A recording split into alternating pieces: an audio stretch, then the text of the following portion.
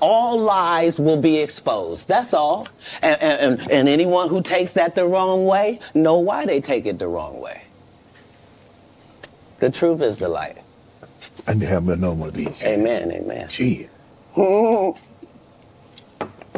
I kind of. This is way over the edge. Like we it's not even over the edge. We died already. This is beyond the event horizon. Like we about to hit the vortex. Yeah, we about to hit the vortex. Yeah.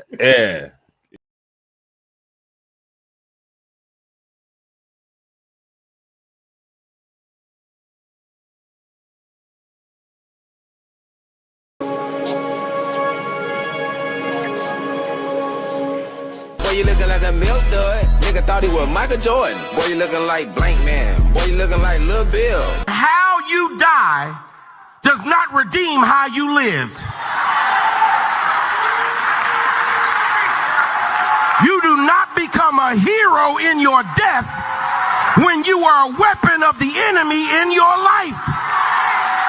Well, negotiations, right?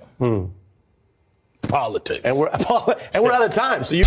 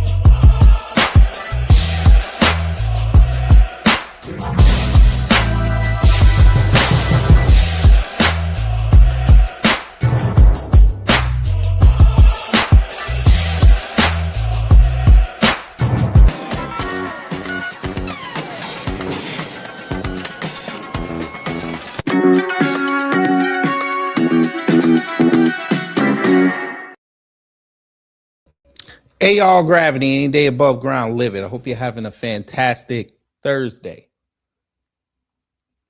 You're looking at the thumbnail. I understand this. You're like, it's kind of bright. You're like, why are there like white men and screenshots over? Well, one dresses like a black woman, a sassy black kid from the Midwest, ramen noodles, and a thieving Jamaican. And you're probably saying to yourself, why are we here?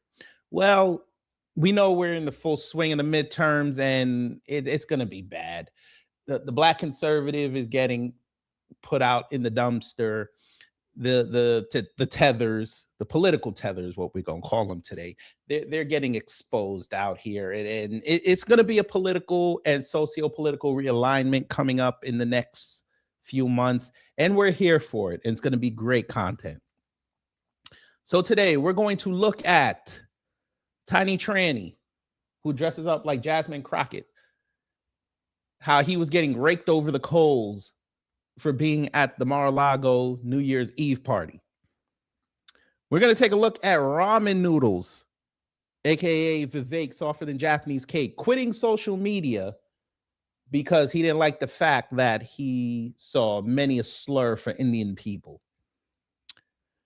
We're going to take a look at Sassy Amir Odom, who didn't sort of debate with the white man above him, Brad Palumbo.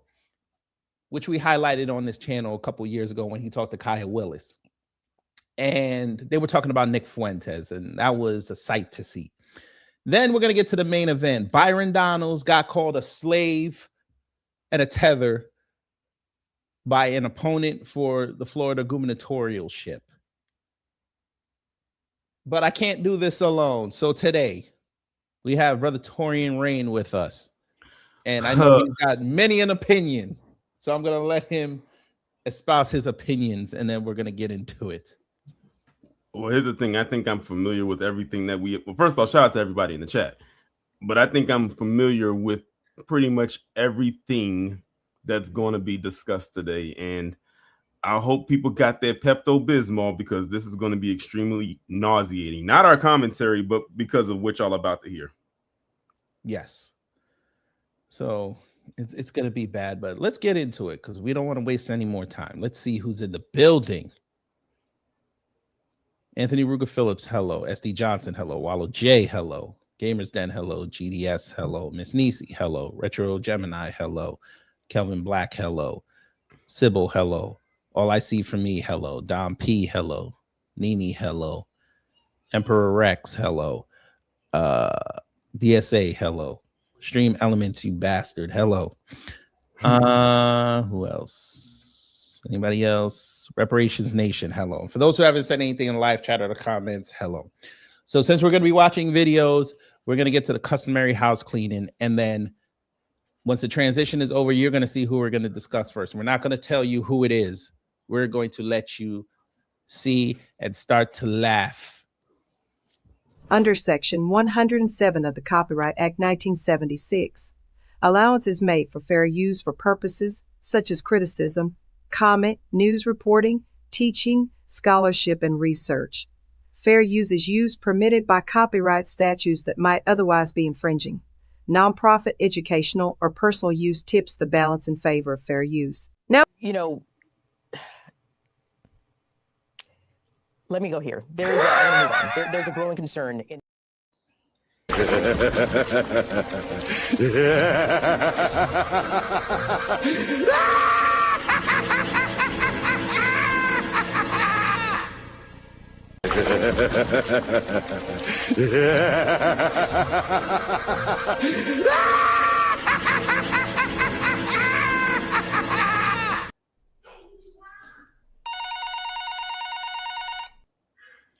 I know they have phones in India. I think you should pick it up. It's not a scam.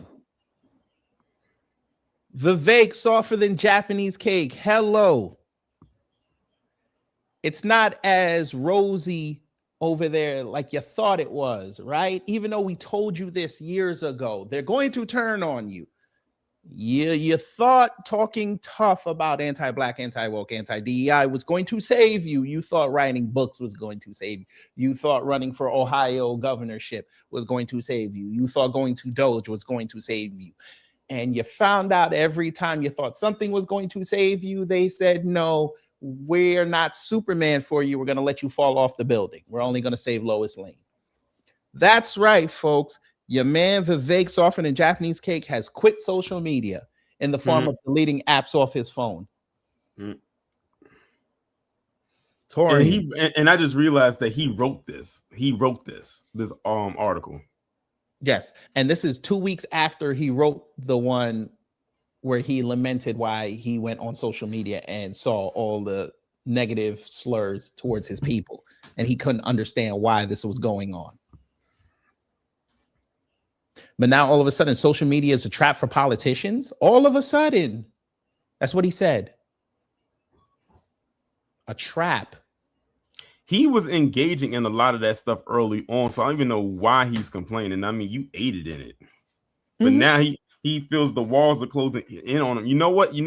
What it is? Ever since Ann Coulter said what she said about him, everything went downhill after that. Oh yeah. He never fully recovered from that. Oh, that's a moment in time we'll probably never get again, but it's a moment in time nonetheless. Oh, no, we will, because when he loses the primary, she's going to be back outside talking stuff.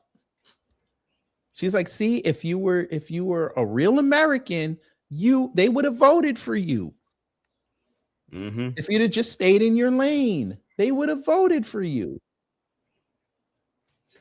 But you know what, Torian? I think before we read this soliloquy, I think we have to do it. You know, let me go here. There's a growing concern in. Will be fun. You are so bright and articulate, and I guess I can call you articulate since you're not an American black. Can't say that about them. That's derogatory. And that was a great opening segment. Lots of things to talk about there. Oh, and I agreed with many things you said during, in fact, probably more than most other candidates when you were running for president. But I still would not have voted for you. Tell them why. Because you're an Indian. There you go. Oh, the night of that live, we had a ball.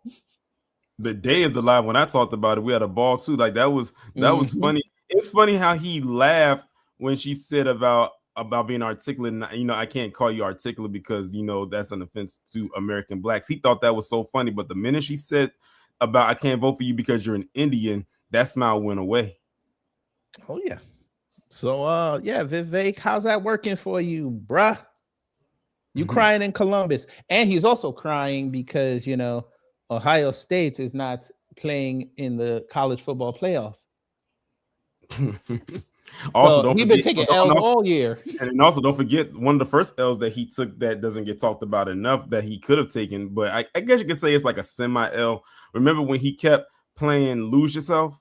And Eminem said, "Nah, give me that." They said, "Don't continue to play my music, or we're gonna be sending them cease and desist after you." Now, I hope this shows folk, especially his supporters, that remember when he used to have those quote unquote street debates where people would just randomly show up. I hope y'all understand now that I was right when I said that those were manufactured. Oh yeah, but you can look at that and tell it wasn't organic. But let's get to this and have some fun. So he wrote, social media is a trap for politicians. I'm swearing off Instagram and X where it's too easy to get a distorted sense of the public's concerns. You should probably delete your YouTube channel too.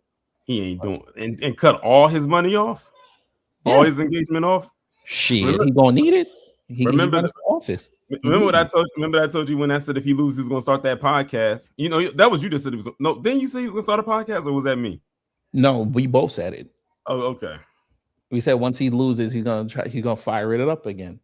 Just like when he got kicked out of the presidential race, he loaded it back up. And then Ann Coulter killed that.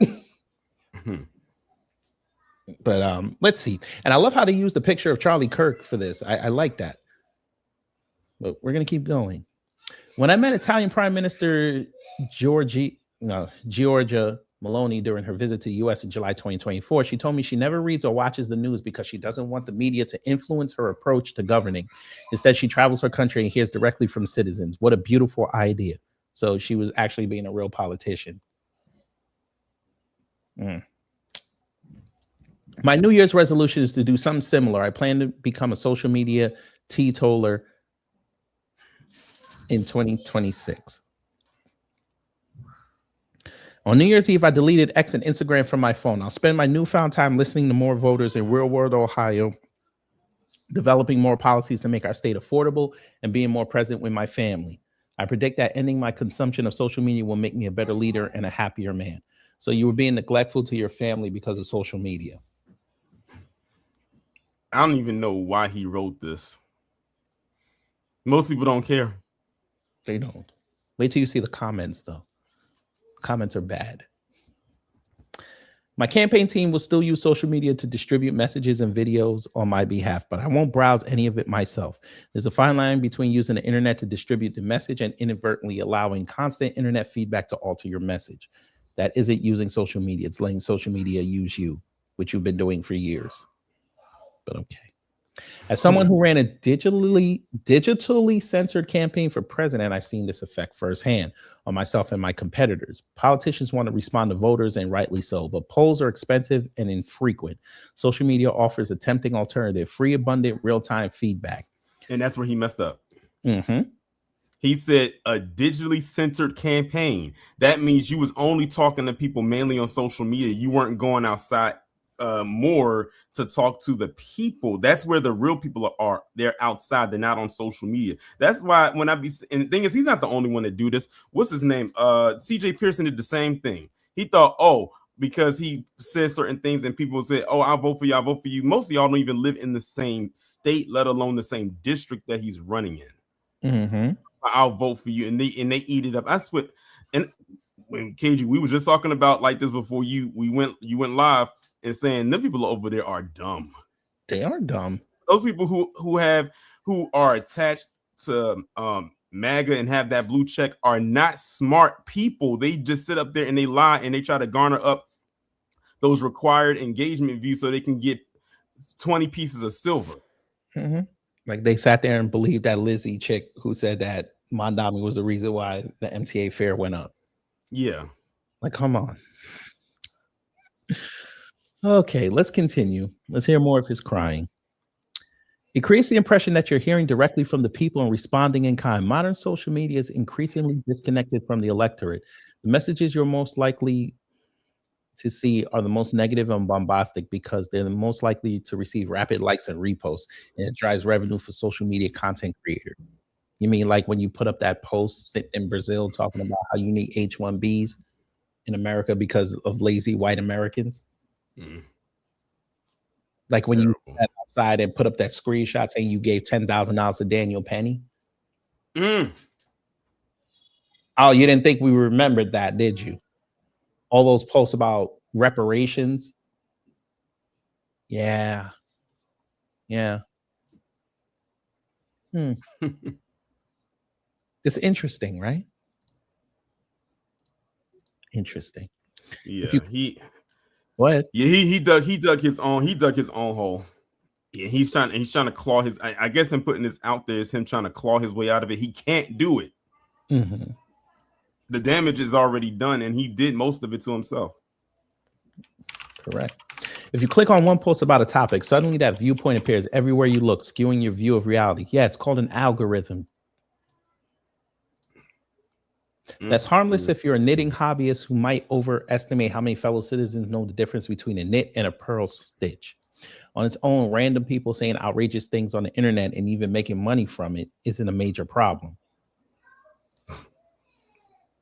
Okay. Okay. And he's digging a bigger hole for himself, a deeper one at that. Mm-hmm. But when those in power mistake online commentary for real world consensus, they make decisions based on a distorted picture of what those citizens really want. This is why I don't listen to them folks when they're saying that shit is going down.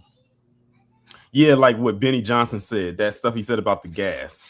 He really pissed me off with that. I was, Tori, you don't know how much I did not want to curse. Because I'm looking around. But the thing is, I forgot what states he put on there because it was a bunch of red states and like Colorado and Wyoming and places like that. I'm like, okay, a couple gas stations, you see $1.99, think that's something. Exactly. And I like how because I saw the response you made, you said, were these like, you said, I bet these were like independent gas stations. Basically, they were privately owned by, they may be like a, right, they just use the name.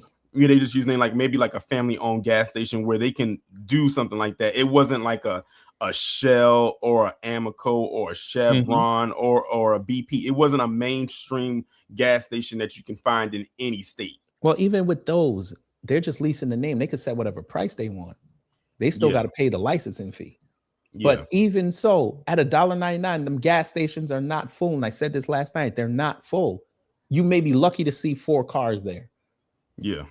And I said, when I saw that, I said, I haven't seen a gas station have gas be under $2 since Bush Jr. That's when we first saw gas go over $2, was during Bush Jr.'s first term.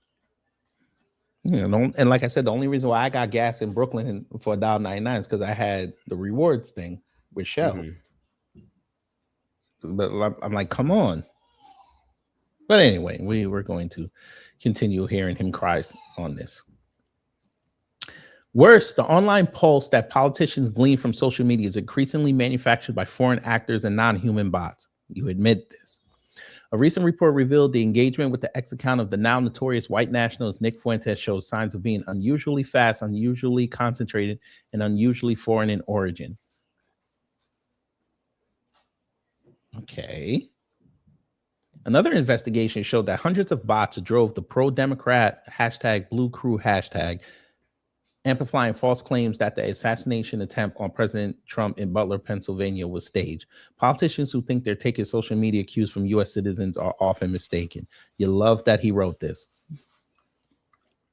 He's about a couple weeks too late. True, but he's also referencing stuff that happened in the past because he's one of these politicians that took stuff from social media and tried to griff off of it. Mm-hmm. And it didn't work because he's not that savvy. But okay. My experience at Turning Point USA's America Fest conference in December was a case in point. Ooh. I delivered a speech arguing that the U.S. is a nation defined above all by ideals, not shared bloodlines. Based on social media comments beforehand, I expected to be booed. If you scroll through them after, you'd believe that's what happened. But in reality, I received a standing ovation from a politically engaged audience of well over 20,000 attendees. They are sheep, sir. You didn't know that? They're sheep. Like you said, they don't want to say the country. They want to be celebrities. And that's exactly what he wants to be. Sir. And think that he is. Sir, they paid. Turning Point made over, what was it? They made damn near like a couple $1 million just off the tickets. They made students pay $75 to get in. You got sheep. Mm-hmm. I dare you to go outside and say this. But we know what happened the last time you said something like this. You got cooked on an urban radio station. And you never recovered from that. That's when the downfall started. If you really want to get technical. They turned on you within 45 days. But, you know, you had social media then. You saw it. They'll forget you by the summer. Don't worry. In 2025, I saw a spate of shocking racial slurs and worse on social media. Yet that same year, I visited tens of thousands of voters across all of Ohio's 88 counties, from inner cities to farms, union halls to factories, Republican rallies to one-on-one discussions with protesters. And I didn't hear a single bigoted remark from an Ohio voter the entire year. I doubt that. I know, because, sir, didn't you go and do a town hall in Cincinnati and that pastor was cooking you? Oh, you didn't hear no bigoted response. And he said something. He said you was over there talking about reparations. They say you're not a Black American. Wouldn't you consider that a bigoted remark? Them white boys were cooking you, and they said bigoted stuff in there. Oh yeah, you didn't consider that? Oh, they were plants. That's right. They were plants. They were from out of state. That's right. Social media's warped projection of reality is reinforced inside modern government. Political staffers on both sides of the aisle skew young and hyper-attuned to social media. Twitter was built to imitate real-life conversations, but in modern younger political circles, real-life conversations are imitating Twitter. Okay. As political commentator Richard Hananian observed last year, young political aides now compete to be the most based, one-upping each other with increasingly unhinged positions on race, sex, and who the good guys were in World War II. I think he's referencing those leaks in that group chat. But of course, he don't want to say it because he don't want them white people coming after him again. If you ever winced at a social media post by an official government account, remember that the person who wrote it is often a young employee who takes most of his cues from the internet. Over time, the state itself begins to sound like X. Sir, you did the same thing. This would sound different if it came from a person who wasn't involved. It would, but it's Vivek, a scam artist, but it's okay.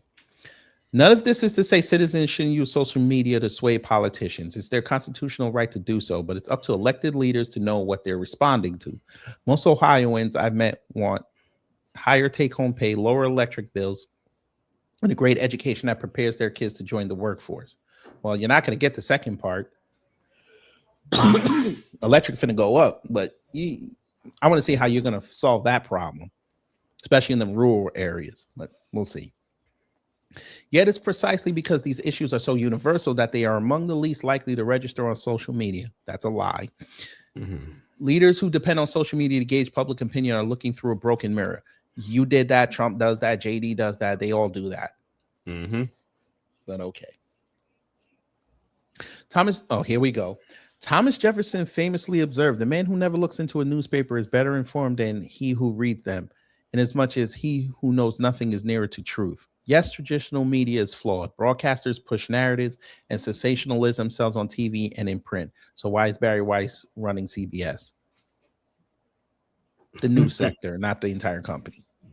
But y'all didn't say nothing about that because she's on the right. Oh, okay. Okay. But social media presents a new problem: coordinated influence that hides behind armies of avatars, creating a false impression of grassroots support. Its organic feel, combined with real-time feedback loops, makes its effects on elected leaders even more pernicious than other forms of media. Damn, he's taking shots at MAGA on the low. He on the outside looking in, so now this is his diss track. Yeah, but it was all fine a year ago. It wasn't. No, because remember he said what he said, mm-hmm. And then he said he was dropping out of Doge. So you mean like probably a year and a half ago, it was cool. But yeah, it's not cool to be looked at as a person of color, huh, Vivek? I know that Sammy Sosa makeup you had on that time. They remember when they clowned him for that? Yep. Should have known. The result is that some of the most powerful politicians in America live under constant pressure to please social media, an unenviable confinement that we might call Twitter prison. Real leaders must break free. It's fashionable these days for leaders to complain about the influence of social media on politics, but do nothing to fix it. Yet the first step doesn't even require new laws. We just need to practice what we preach. That's easier said than done. If my current New Year's resolution resembles past ones, I might be back to scrolling X by March. What did I tell you? They're going to forget about him in the summer. March. Maybe before. I was going to say maybe before then. March. Okay. Because you're going to need people to stump for you for the primary. I see it. But for now, I'm running the experiment. I invite my fellow Republicans to join me. Who knows? It might be the extra X factor that helps us secure victories in 2026. Who the hell is us? He's speaking French. I know the British took over his country and they were running it for years. He over here talking that French. Who is we? Who is we? Sir, you're not part of this we anymore. All right.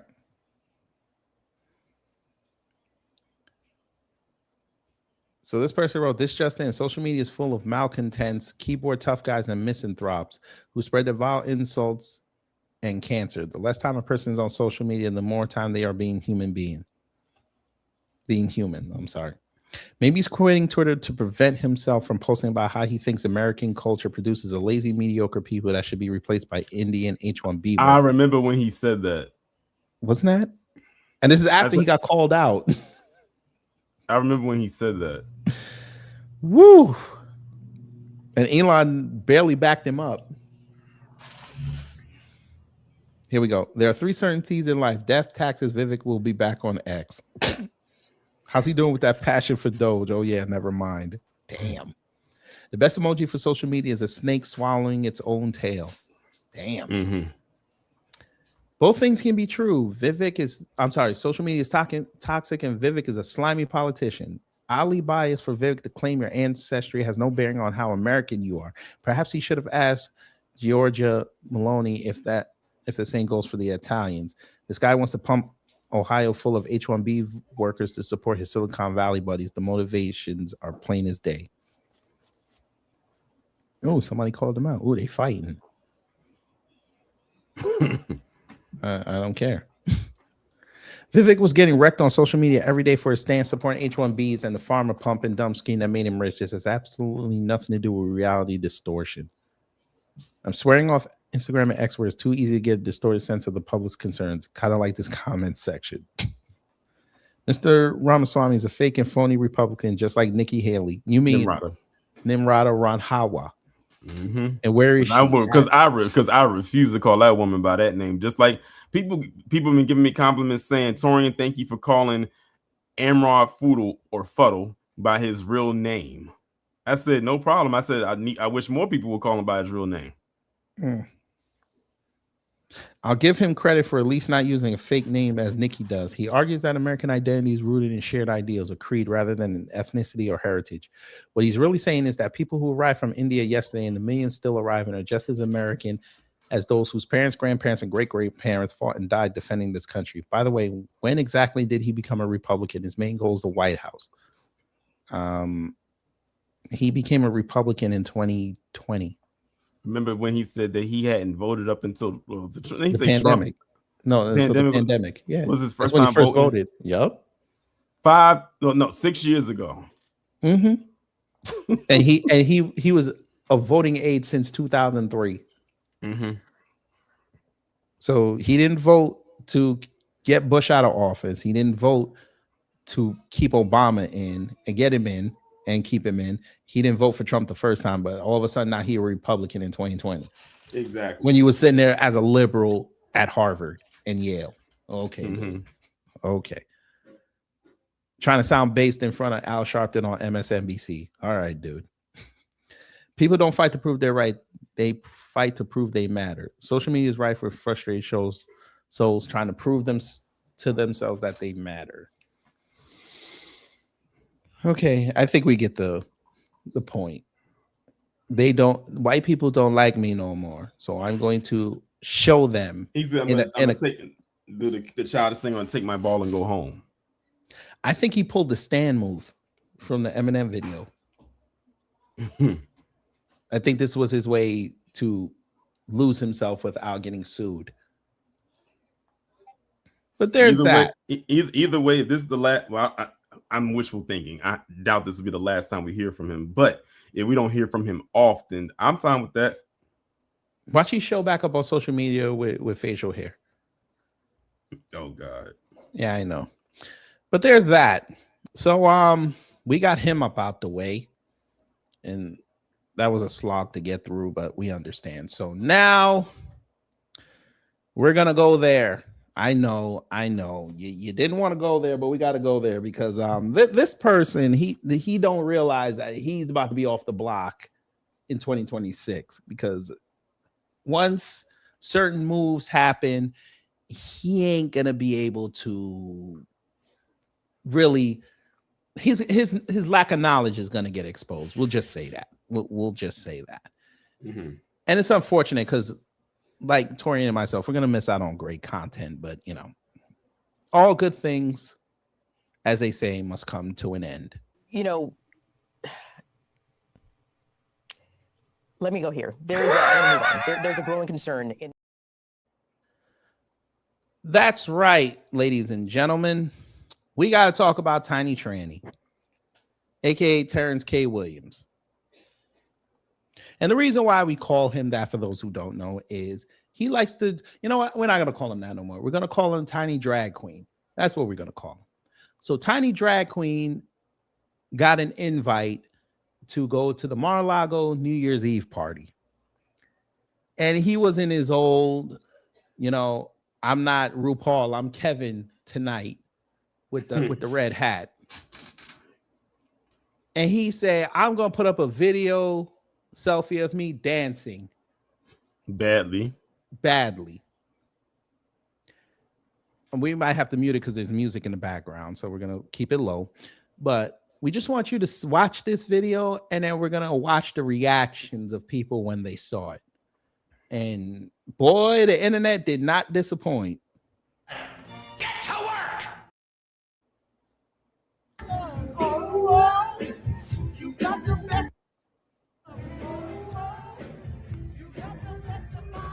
And he's the shortest one there too. Facts. And it's funny that they're playing black music, but black people are the problem. Right. But okay. Did you see the ugly white woman? Yeah, that. Whew. That's Laura Loomer's mama. She was like Aunt Gladys. Jesus. That's Madam.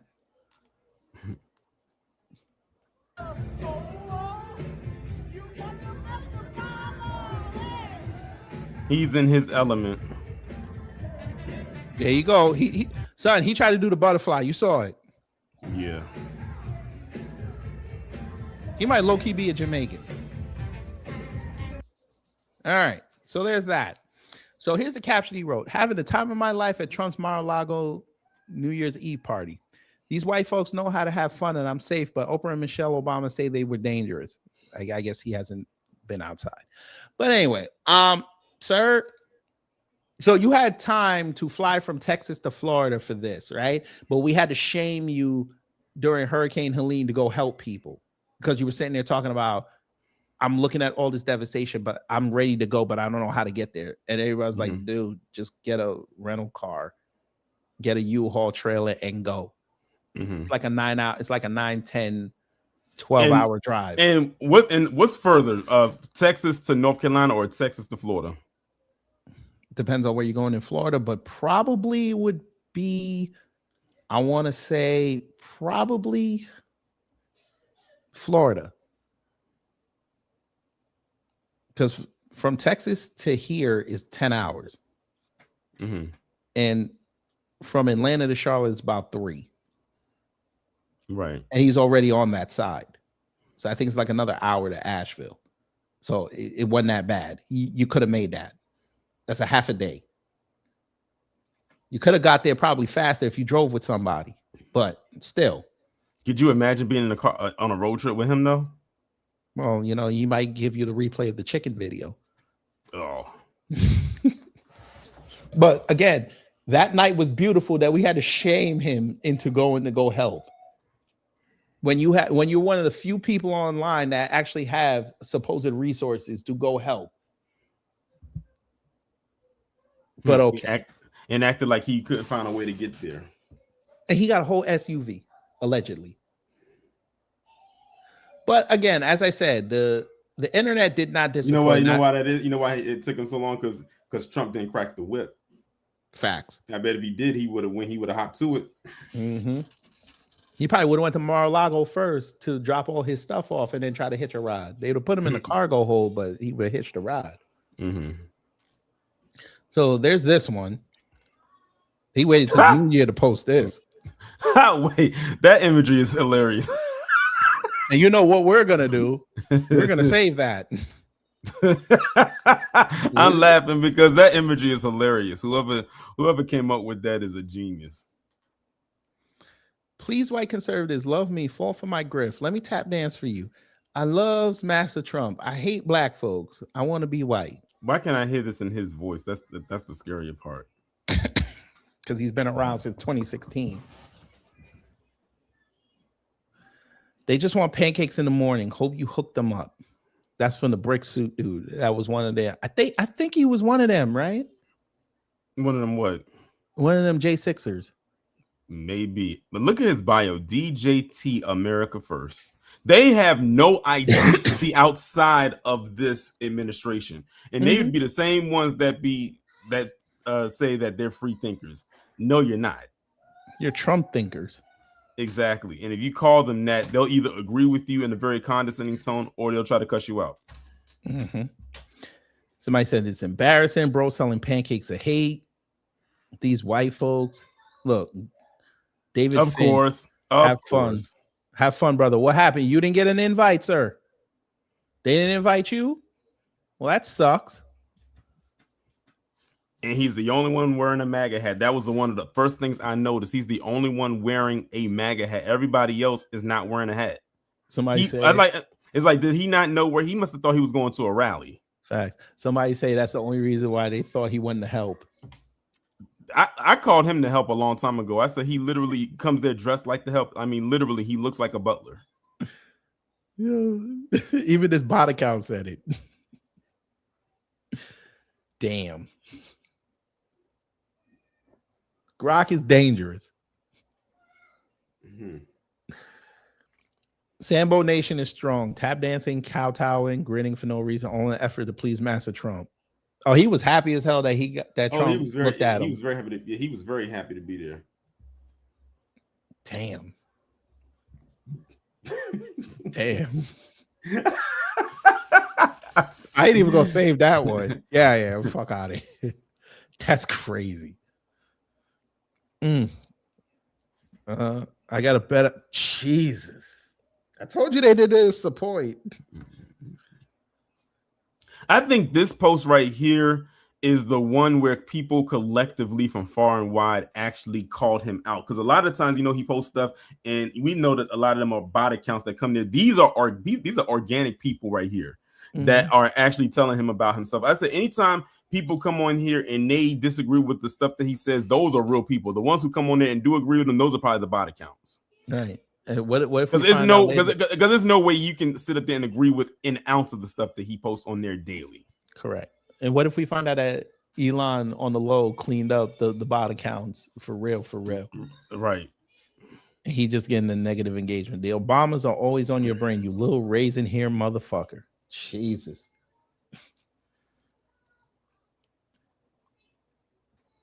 God, I genuinely don't remember making you all this stupid. Terrence is a great patriot. And see, like I said, that's a bot account. Yep. It's a parody account. Even though Trump doesn't drink, y'all having any New Year's drinks? Him? No, if you give him a drink, allegedly he'd try to hit on you if you were a man. Why are you the only one there wearing Nazi memorabilia? You're the only N-word in there wearing a MAGA hat with a suit on. You can't sing or dance. Facts. It's the fact that they said and you can't sing. They had to add that extra dig in there. White folks have been good to niggers. They give us February, Black History Month. You're not funny, but I get what he's trying to do. But we could leave. But Torian, what's the other part of these posts that always have good content? The reposts. That's correct. The post engagements. And again, they didn't disappoint. You after they discard you after you're no longer needed for the propaganda. Plot twist. Only the MAGA blacks got to wear that hat to be recognized. Otherwise, they lynched your stupid black self for being their boy. You got to wear the hat so they know he wanted them. That's crazy. That kind of do look like him a little bit, though. A little taller. For all that pancake money he's supposedly making, I'm surprised he didn't do the lengthening surgery. He couldn't afford it. I mean, 5'8". I mean, he could at least get to 5'8". Motherfucker 5'4". And we're not pushing you. We looked up this man's height. He's 5'4". Wow. That's Arnold Drummond. Ain't no way he ain't watched this ish back and feel shame. No. He felt no shame. How he gonna feel shame? He dressed up like a female. I want to be the Amazon driver the day he buys female clothes and he had to give it to her. They had to give him the box. If anything, in 2026, I want Terrence K. Williams to stop calling himself a comedian. Stop telling that lie. Have we ever found one joke he said that was funny? No. He is the joke. Now, this is the one I put in the thumbnail. Definition of a BITCH. You see the engagement that one got? Crazy. And they were going in on him in there. And rightfully so. How in the F are you black and have less rhythm and soul than all the white people in that room? That sounds like something Bernie Mac would say. That's crazy. There's that legendary meme. You're a coon. Damn, why y'all got fake Michelle Obama calling him a coon? Notice how he's the only one with a MAGA hat on, performing really hard to let them white folks know he's one of the good ones. And they ain't even paying attention to him. That's the crazy part. Son, who made this? How y'all got a coon two-step in? That's crazy. Mind you, they weren't paying this coon ass any attention until you started getting loud like the cloud he is. That is a good point. Couldn't even fathom being this much of an effing loser. Heel turn incoming. You wish. It's all fun and games until Miss Ann says you touched her. Jesus. And you in Florida. You in deep Florida. Boy. You man, you lucky you near West Palm, boy. But let's see what this one said. Now, this chick from Detroit, so you already know it's about to be bad in here. So this is the post where I put it up where we shamed him that night. So I said this little cross-dresser has the funds to run to Florida today. It's like a minstrel, but you had to get shamed into using his money to the Hurricane Helene victims after asking how to help. Partying and laughing at the clown, but he brainwashed thinking he's in. Wait till he has some allegations that he's gonna be begging black people forgiveness like Candace. Oh, he'll be begging from the outside. Mm-hmm. He can't dance anyway. He fit right in with them. Who is this? Damn, they brought back the J one. Damn. A B who likes to dress like one. Watch out now. With a dome that big, he may have psychic powers. Professor Code. We're going Professor C. Jesus. 48 hours later, your New Year's resolution has been broken multiple times. To be fair, I said he's the definition of a. Oh yeah, because she had said, I forgot. I think I saw a post where she said that she was gonna try not to, like, I don't know if she said I was gonna try not to cuss or say that word. It was one of the two. I think it was she didn't want to say that word anymore. Mm-hmm. He's the only black dude in sight and thinks he's safe. They're setting him up. Black men love to be the only one in the room full of white people. It's sad. Oh, there's your favorite. Lord. There's your favorite. Oh Lord, not a net. Because you know, a net. She sees certain things like she's like a gnat. You know, like an annoying gnat that just. So we're gonna call her a gnat now. A gnat. A gnat Albright. Oh Lord. So she say, "You guys are pathetic." All right, dude. Definition of a man face hole with tacky clothes on and tacky furniture. I don't get it. Niggas are so hateful and bitter. Ma'am, when them white people give you your wake-up call, you gonna understand. She still hasn't gotten over when them kids at that school jumped her. Still to this day, she is still mad about that. That's why she even laughed at that. Tori, I blame you.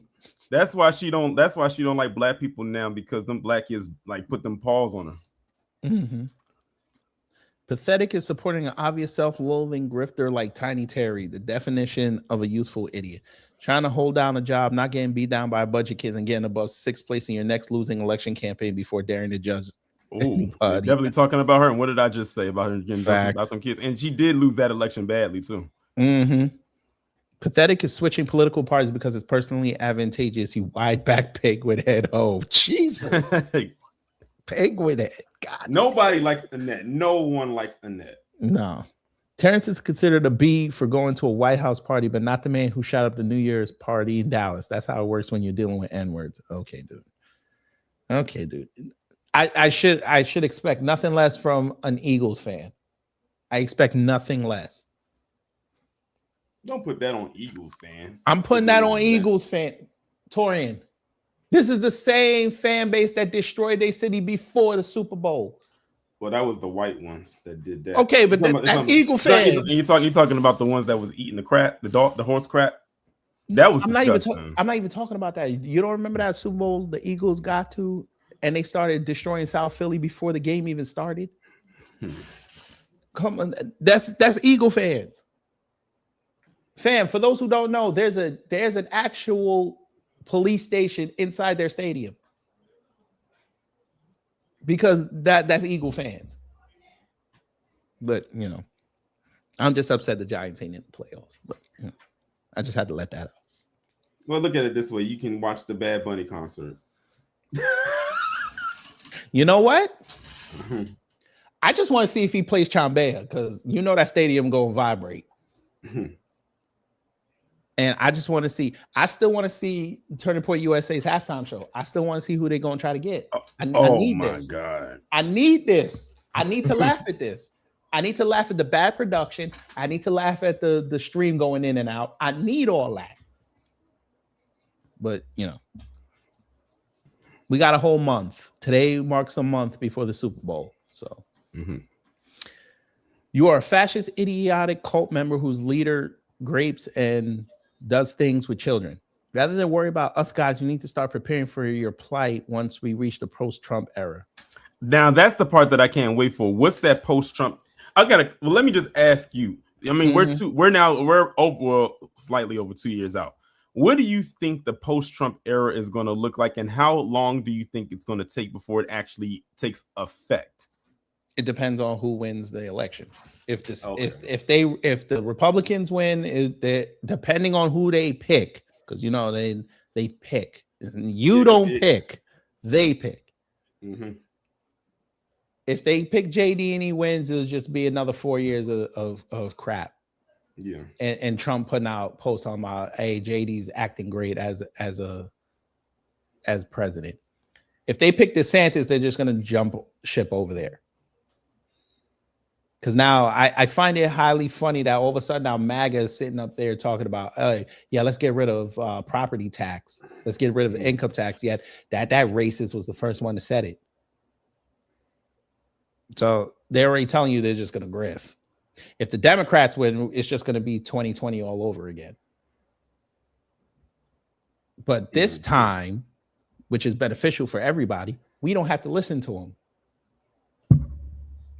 But what if it doesn't go their way? Like I said, it's going to be 2021 to 2024 all over again. But this time we don't have to listen to them. They're all going to be irrelevant. And by then, the Saudis will have this app anyway, so they'll probably just go run off and say, I can't be here anymore because the Saudis they're taking over social media. So now we won't be able to say what we really want to say because we're going to be under Sharia law on Twitter. I'm like, okay, bye.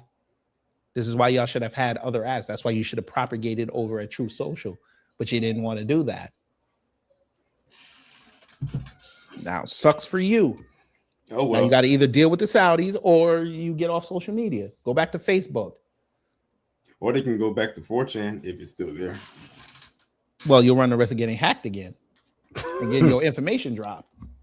Because let's be real, a lot of them came over to Twitter after Elon signed on that dotted line from there. Mm-hmm. And you know he's going to change the model again. He's going to change it before Trump leave again. But, oh yeah, speaking of like off topic, when does the World Cup start? Next summer. Well, this summer. I thought it was this summer. Yeah, I'm about to say this July. summer. I think it's July. Okay. I want to say. Let me see. Yeah, I think it's July. Because I know they're already gearing up down here for it. I started seeing some of them putting out renderings of the banners they're gonna put up. Okay, so it's June. Okay, so it starts mid-June. Down here at least. So it's probably through June and July. So oh God, we're gonna have Spain here. Oh Lord. Jesus. Spain, Haiti, Morocco. Damn. Oh, Juneteenth weekend. Y'all thought I was playing. You see what I'm talking about? What the World Cup got to do with Juneteenth? And it's going to be in Atlanta. That's going to be down there where you at.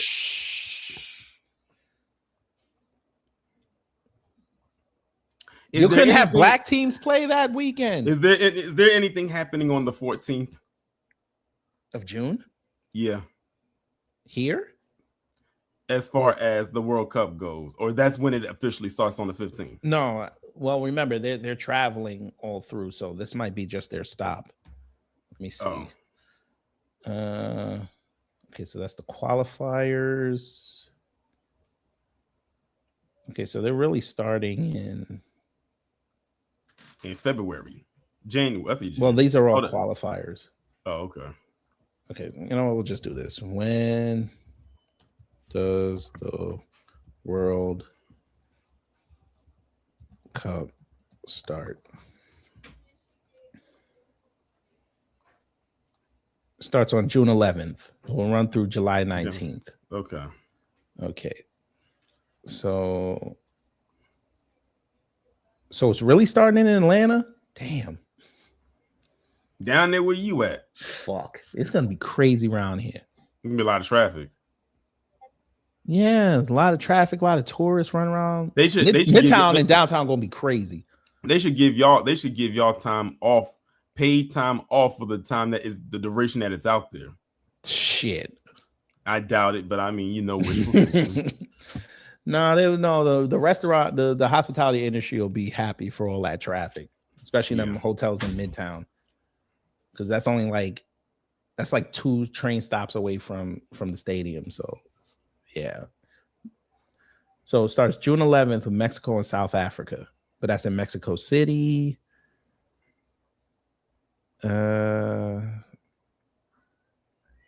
So it's basically going to be all over the place until the I guess the quarterfinals, because it looks like, okay, the first game here looks like it's either June 24th or, okay, let's see, June 18th. We got one game. June 24th, June 15th, June 21st, June 27th, July 1st. Okay, so that's gonna be damn. We're gonna get a quarterfinal match, motherfuckers. They're gonna be here for a month. Have fun with that. Hey, y'all got a little piece of it too. Where? Ain't they playing in DC? No. You sure? Very sure. You lucky bastards. They would never have something like that. It was because DC is too small. It's too congested. And if they did, they would have it at the soccer stadium. I figured they would have had it at FedEx Field. Yeah, DC has a soccer stadium. Yeah, but how much does that hold though? I don't know. I've never been to their soccer stadium. It's right down the street. It's right down the street from the baseball stadium. Is that for the MLS team? No. Oh, well, whatever the official DC soccer team is, I don't know. What those aren't really that big. That's like 15,000, right? Then maybe it could be. Yeah, no, you know they want the football stadium. But then they would have to be in Maryland then. Yeah, I don't see it. Ha! You lucky motherfucker, you. You lucky motherfucker. It's okay though. I mean, Atlanta will brag how much money they brought in because of that. So, you know, it's what it is. All right, that was a quick little detour. All right, let's get to old Amir, that little sweet mother. He looks like a weasel. Now, a little bit of context. Now, this ain't the first time he talked to the white boy. This is not the first time. They talked about 2 years ago. And apparently it was a good conversation. They were talking about the LGBT and all that nonsense. But they're both in the academy. Correct. So it says, is the LGBT community destroying itself from within? So they talked for about an hour. We're not going to go through this. We're just going to go through this part right here. So it says the pros and cons of being a creator. Do you want to hear that? I mean, we already here. All right. So let's see what he says here, just so we can have full context before we go see this supposed debate that they had. And what we'll do is, to make sure to speed this up, we're going to do playback speed. We're going to do my customary 1.3 because I don't want to hear this man with his lisp talking for too long. I'm going to start getting annoyed. So let's begin. You know, let me go here. There's a growing concern in. Get to work! As well. Totally. Like, and first off, he should have put on his glasses. He looked cockeyed right now. Pause. When talks about the downsides, everyone acts like it's all just pretty and loving, and like you do your own schedule, and it's this and that. And it's your own business. It's hard. Like, yeah, and there's a lot that goes. I'm sure you into relate to this, but you end up. What I love is actually creating the Look content. how he has that making my ring own on his videos, having third conversations finger. with people He might like be you. married. You end up dedicating so much time. Who, Amir? Scheduling. Yeah, because I mirrored this, but he has a ring on his third finger. I think he is. Well, there you go. Let me find out as a white man. It'll make a lot more sense. Packaging, the back end. Yes. And people don't see that. So appreciate us people. But I Please. want to know a little bit more. Like, what was your family like? Damn, I Dynamic? thought When YouTube did you was come about to tell me out? don't play this. What was that like for you? Yeah, so family, I always see the same joke, but I'm black, so obviously there's no dad in the picture. He left when I was like 4. Okay. Oh, So Lord. You hear what he just said? I heard exactly what he said. Okay. He said, I'm black. And a lot of white. What's that you said? He said, you know, because I'm black, you know, there's clearly no dad in the picture. Ha ha ha ha ha. Like, that was so funny. I mean, sir, you're actually making yourself look worse. Why did your dad run out at 4? And I'm gonna be honest with you, a lot of people that like him that say stuff like that, they never tell the whole story of what happened with their dad if their dad wasn't around. Sir, why they're lying? Right, but why would you say that in front of this white man? Because he felt comfortable enough to do it. Sir, And I always tell people that they never heard it. And I tell people, if you never heard of Amir Odom, just go to his page and just type in the word black in the search bar and watch how many commentaries and videos he's done on black people ad nauseum, speak like throwing black people under the bus. Right. And he does it with no hesitation. Even the gang members in these communities that y'all like to always land base, at least they'll tell the youth, hey, listen, you lucky that you got your pops in your house and he cares. You lucky you got some men around you. Be around them. It's not. I get it though. Hey, when you tell them you ain't got no father, that's easier for them to manipulate you. Mm-hmm. He's gone. And then I grew up with my mom, and we were pretty much just middle class, I guess you can say. She worked at the school district, went on through life. In 8th grade, we were homeless for a bit. We got kicked out the house and had to couch surf at my godparents' house, and that was a whole ordeal. But I always break it up into like being black and then being gay. Being black, I felt like I was always pressured to be a part of like all the black kids at school, even though I didn't really want to be. No, you didn't. Don't tell that lie. No, you didn't. There was no pressure. You had no pressure to be black. I can just tell just by how he carries himself.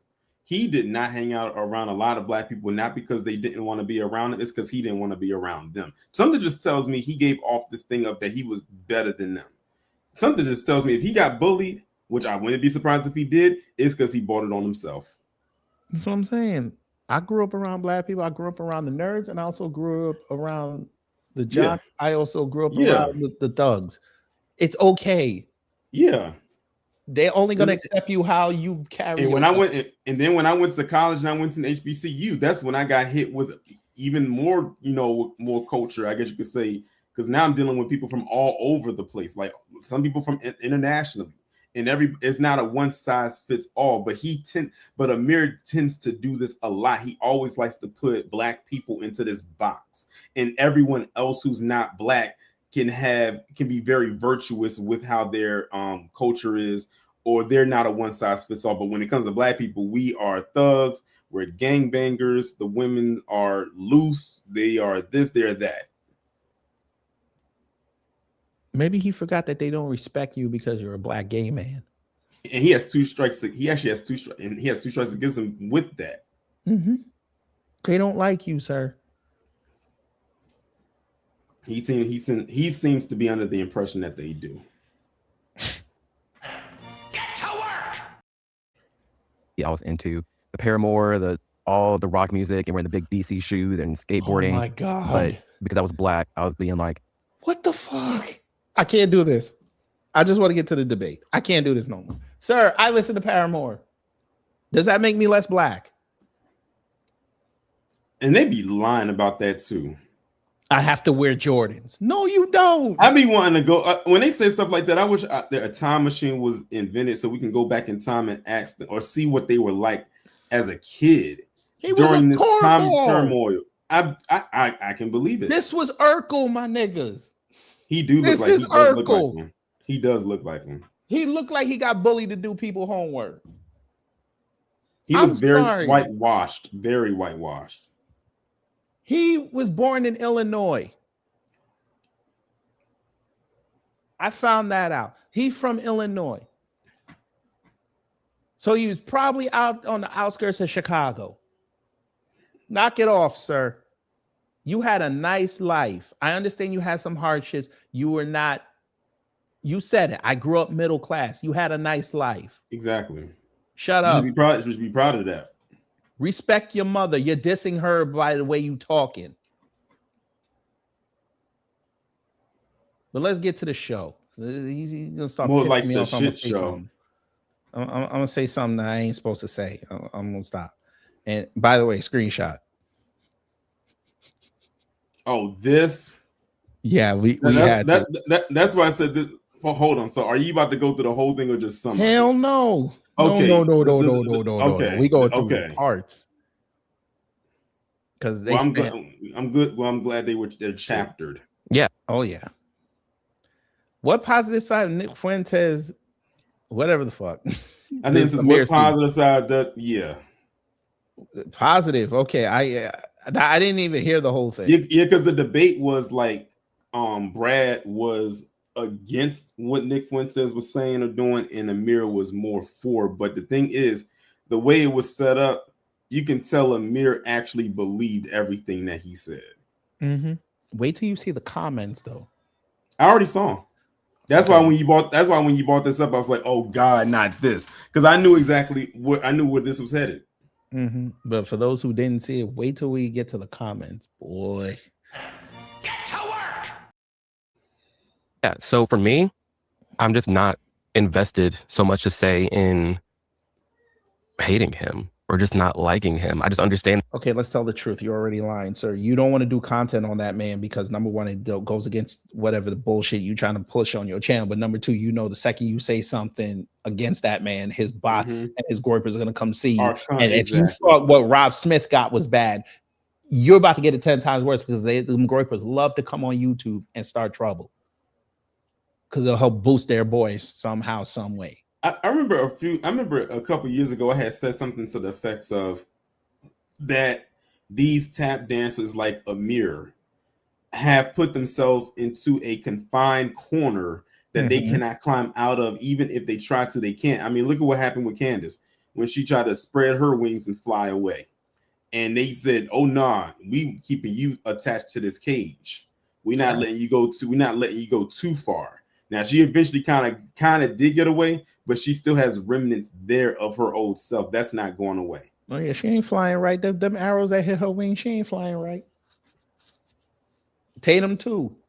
They always circle back.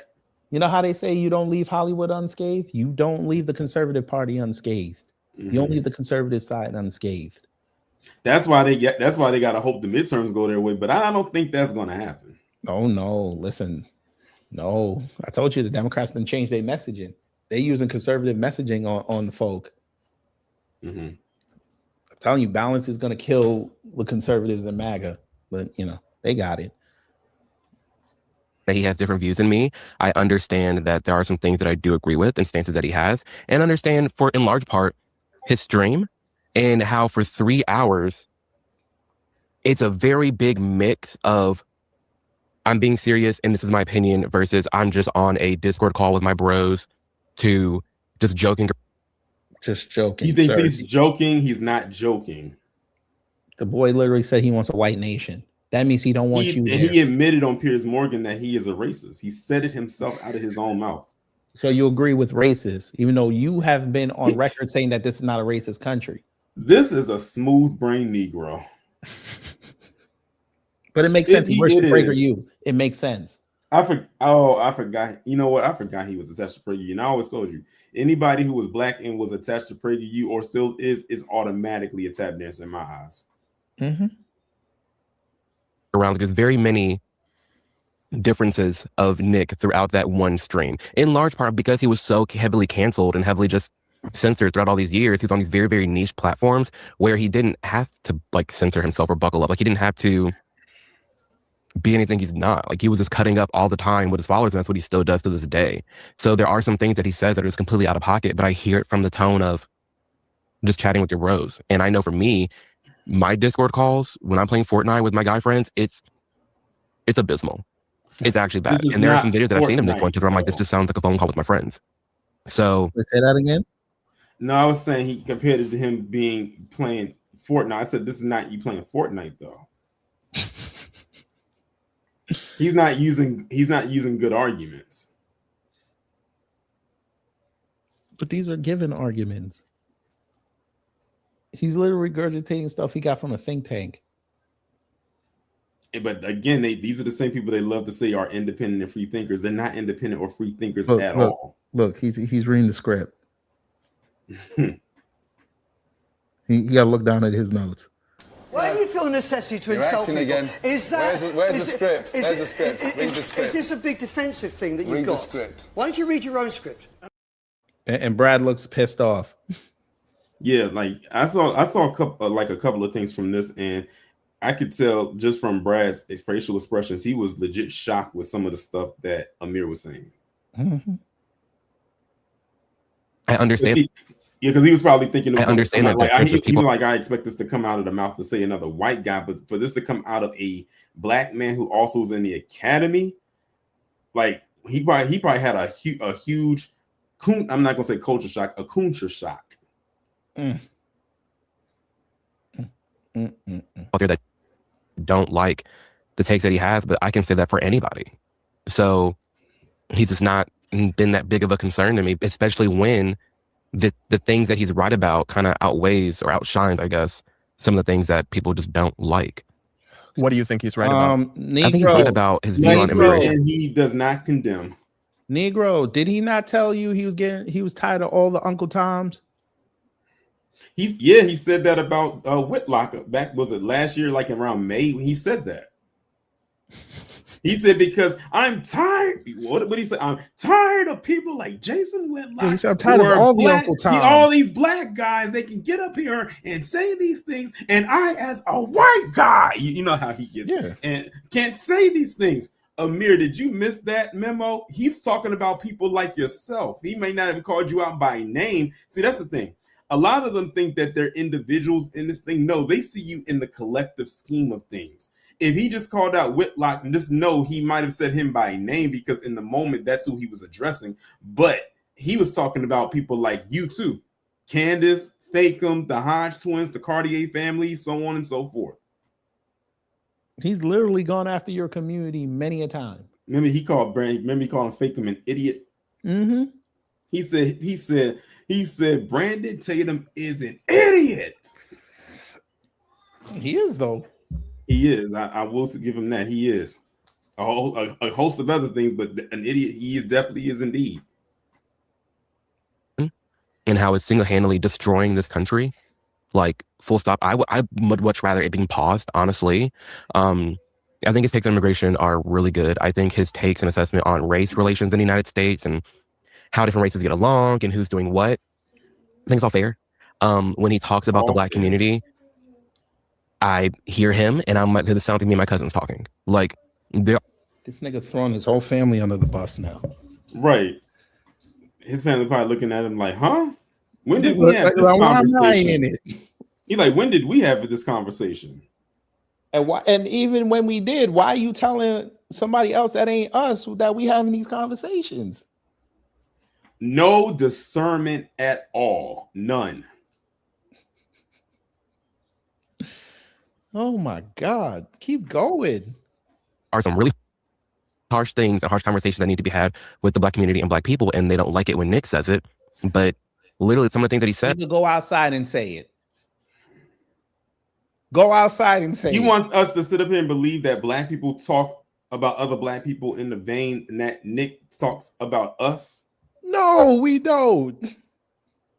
Who does? That's why I said he is the black friend. He is the token black friend in the circle. He's got to be. Remember when I showed that he went on that dumbass tour, and nobody cared because nobody bought tickets for it. Yeah. I think he's trying to And then he put up some group post trying to say he's YouTube's leading political commentator. Nigga, who? Him? Okay. That's where y'all getting your political takes from. I see. All right. Get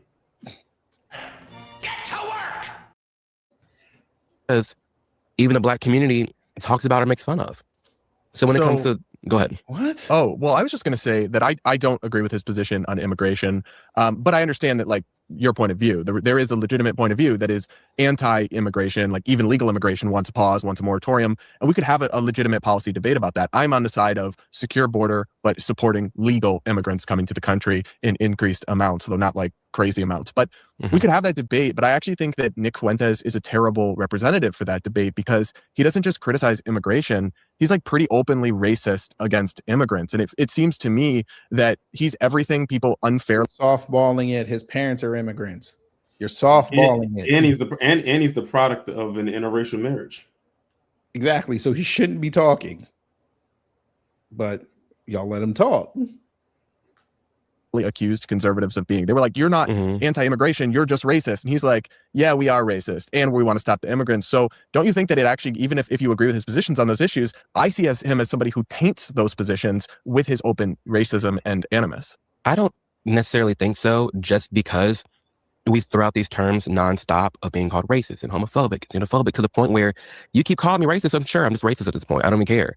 And when you break it down and you are, I'm not going to say real, but when you break it down and you just look at it from a different perspective, I just talked about this with the Somali video.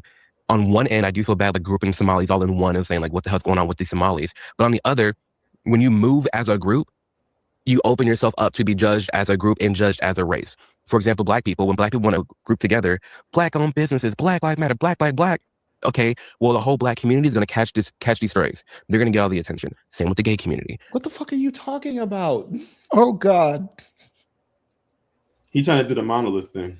Oh, no. So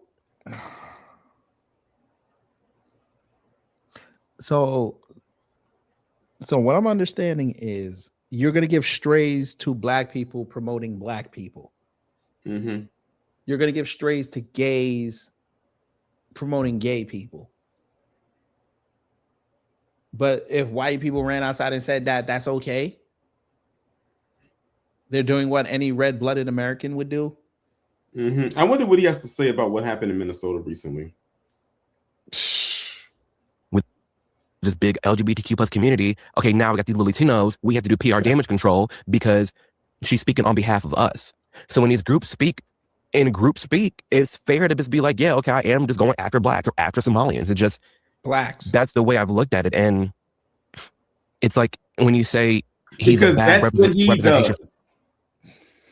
Because that's what he does. For those of y'all in the chat who have never been exposed to Amir Odom, the reason why he can so comfortably say what he's saying right now, especially when it pertains to Black people, is because that's what he does. That's why he can't bring himself to critique or condemn Nick Fuentes, because he agrees with it, because that's what he does. But even Nick Fuentes don't even go that crazy with it. See, that's the thing about the tap dance. So they got to overperform to the point where they lose them, to the point where they lose themselves. Like, they've completely lost control of their body. That's why I'm so glad for movies like Get Out. He literally is in the sunken place. He is trapped there and he loves it there. He is stuck literally in limbo.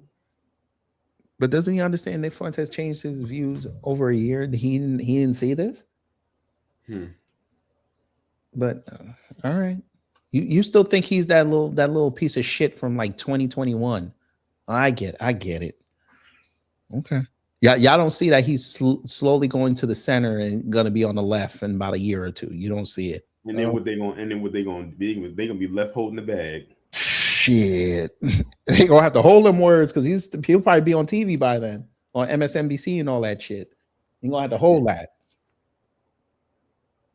For the debate, there is no like, here's a representation of like this argument. It's just people sharing their opinion. And I think he's allowed to share his opinion, and whether or not someone wants to look at his opinion as the right or supreme one, that's on them. But I think he's in his right to like share that opinion. I think people are in their right to like the things that he's saying, because people are just fed up. And well, like, I think there's two questions here. One is like, does he have the right as a matter of free speech to say the things that he's saying? And I think I agree with you totally that he does. It is free speech. But I also view it as like the same way that the the Nazis had a right to march through Skokie, Illinois, right? And that was a big ACLU case decades ago. Or Lily Tino has a free speech right to say insane things about women and all the crazy takes to defend sterilizing kids. It's like, just because someone has a right to say something doesn't mean it's not evil and shouldn't be condemned. And I put a lot of what he says in the category of, sure, it's his free speech, but it's also evil. And I actually think that free speech requires us to draw discernments on what speech is good and bad, not what speech is legal and illegal. It all should be legal if it's just free speech, but otherwise you kind of just have anarchy in the marketplace of ideas. But do you feel like even you yourself sometimes have, maybe it's just me, I don't know. Do you feel like you have evil speech sometimes, evil thoughts like that? Like you just, that's all right. I mean, the neck popping is crazy, but he wants to sit up there and condemn black people. What did he just do? Neck pop. Like, you know what? I'm gonna leave it alone.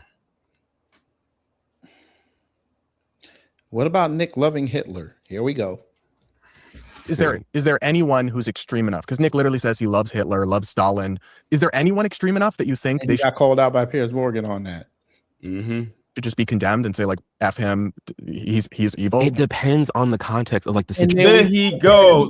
What context? We all heard the context. We all heard what he said.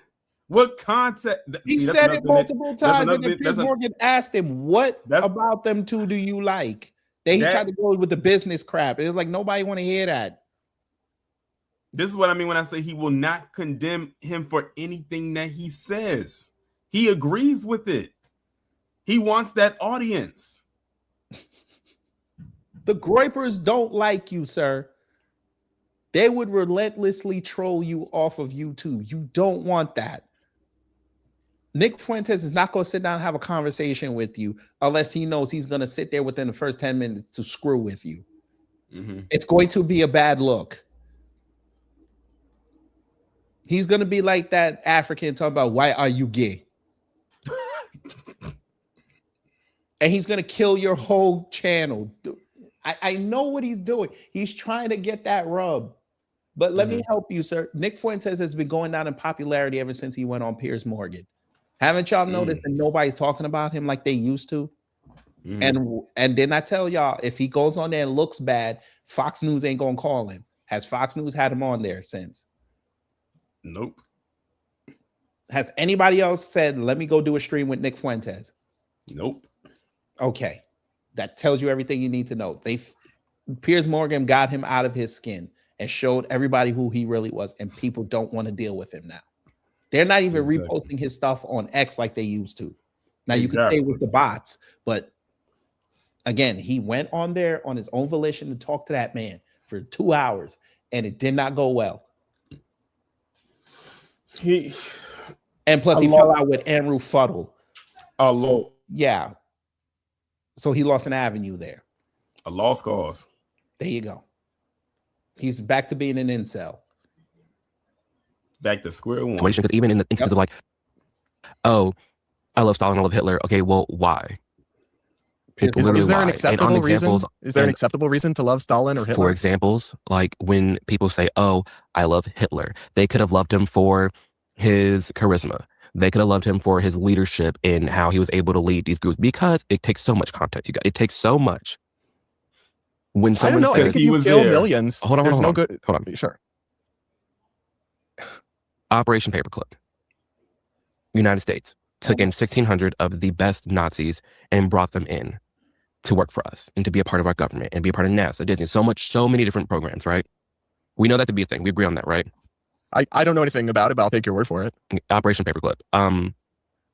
To a certain extent, you can craft like, oh, hey, one thing America did like was Hitler's team that he built. So the argument that he's making for the stash. You mean the same dude, the same team you just gave a pass to was the same team who he even said he got his racism from learning from America? You're praising that? That's why I asked. I said, he talks like he was there. I'm starting to think. I said, Amir, did you come back reincarnated as a black man and you was a part of the regime? God. Sir. He said that man had charisma. This man is sitting here lauding that Hitler should be put in a proper context while he worked for a company that's ran by a Jewish man. This is hilarious. I just want to see if he ever sees Dennis in passing, if Dennis don't give him the stink eye. Who's Dennis? How do you say this? He had charisma. There's been many a dictator that has charisma. Saddam Hussein had charisma. And where he at now?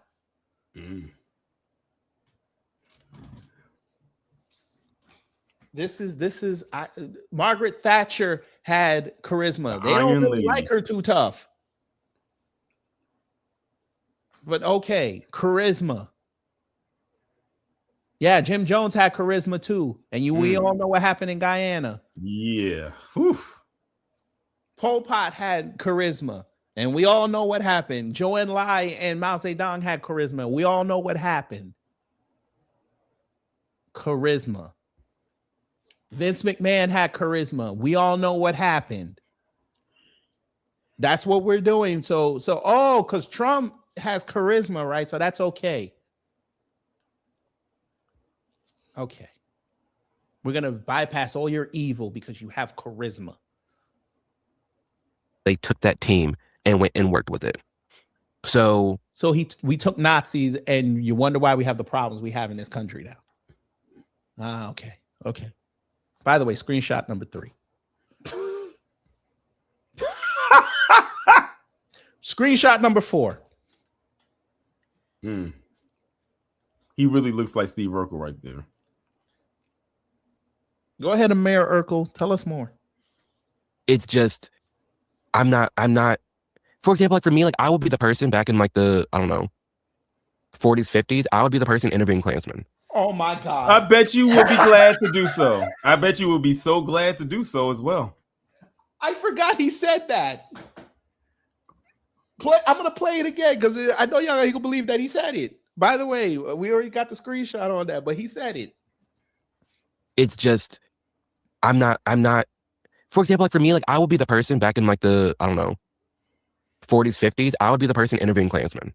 I bet you would. Nigga. You think the Klansmen gonna let you get that close? Right. The Klansmen, we are not about to romanticize the Klansmen like they were a bunch of liberals. We're not about to do that. The Klansmen in the 40s and the 50s, in the middle of the civil rights movement, the 50s. How old is he? He's like, he got to be in his mid-20s. Sir. He has not the lived. 50s, you wanted to interview the Klan after some of their cousins killed. Jesus Christ. He's getting me pissed off.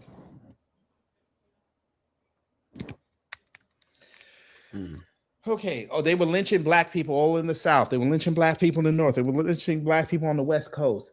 You want to...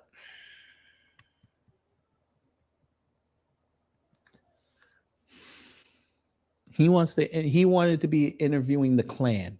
He think he was one. First off, what newspaper will go and pay for your insurance and your security to go and interview Klansmen? That's what I'm trying to figure out. Oh my God. You were gonna go to Mississippi and interview Klansmen? Mississippi. What about Alabama? Southern Georgia. What about, let's go where it started, Pulaski, Tennessee. Shit. He would have ended up like, oh boy, trying to interview the Klan. You know what? He probably would. I bet you if he'd said, Amir, there is a place called the North Sentinel Islands. It's a nice place, is water, beach, and everything. He would probably go over there with no hesitation, without doing no research of what he about to get himself into and not come out of. Oh my God! And I wouldn't. And you know what? I wouldn't stop him. The white bitch that helped kill. Why am I blanking on his name right now? That's not good. I can't believe I'm blanking on his name. Who? The white bitch that sent her husband and his friends to kill. What's her name? Why am I blanking on his name right now? Oh, Carolyn Bryant. Yeah. Why am I blanking on the young brother's name? Emmett Till. Thank you. I knew it started with an E. Emmett Till. You wanted to end up like Emmett Till, sir? Trying to interview the Klan. He probably doesn't even know who Emmett Till is. Bro, they lynched that boy for allegedly whistling at her. You try to have full-blown conversations with Klansmen. He think this is a fantasy. He must think that he's living in a fantasy. It's some kind of a simulation. But y'all said America wasn't a racist country. That's what what's his name? Tim Scott and Kamala Harris said. Mm-hmm. Oh, now everybody else is trying to run around and say it now. I'm like, oh. But then when I start talking about black and white, then all of a sudden you bringing up color. But y'all say that's racist. Duck Yomo, is that Amir? Is that you? This Duck Yomo person in the chat. Who are you voting for, sir? Or ma'am, or we don't discriminate. I said, Amir, is that you? Is that your burner account? Probably is. We don't vote. Ironic. The reason I said it is because they weren't here at all for the other conversations we had. But the minute we talked about Amir, this is when this account showed up. So I said, Amir, is that you? We don't vote for Democrats here, so I know that's where you're going with it. I'll help you. This is me talking. I voted for Trump in 2020 in New York City. So try again. I voted the couch last time. Didn't help the Democrats, now did it. I voted for the Republican for my representative.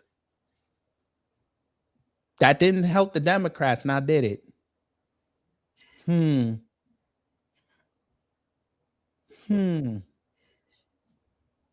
It's interesting how that works. It's just, I'm not, for example, like for me, like I would be the person back in like the, I don't know, 40s, 50s, I would be the person interviewing Klansmen. Like I would be eager to go to a Klansman's house and sit down at dinner and just like understand. He said eager. He said he would be eager to go. Wait a minute. The same Klansman who would sneak on Friday nights when they got paid to go down to the hood to go get that good food, you think they're going to reverse it and have you in their house around their white neighbors? Because they want that. They want that law. Again, because he thinks he's one of the good ones.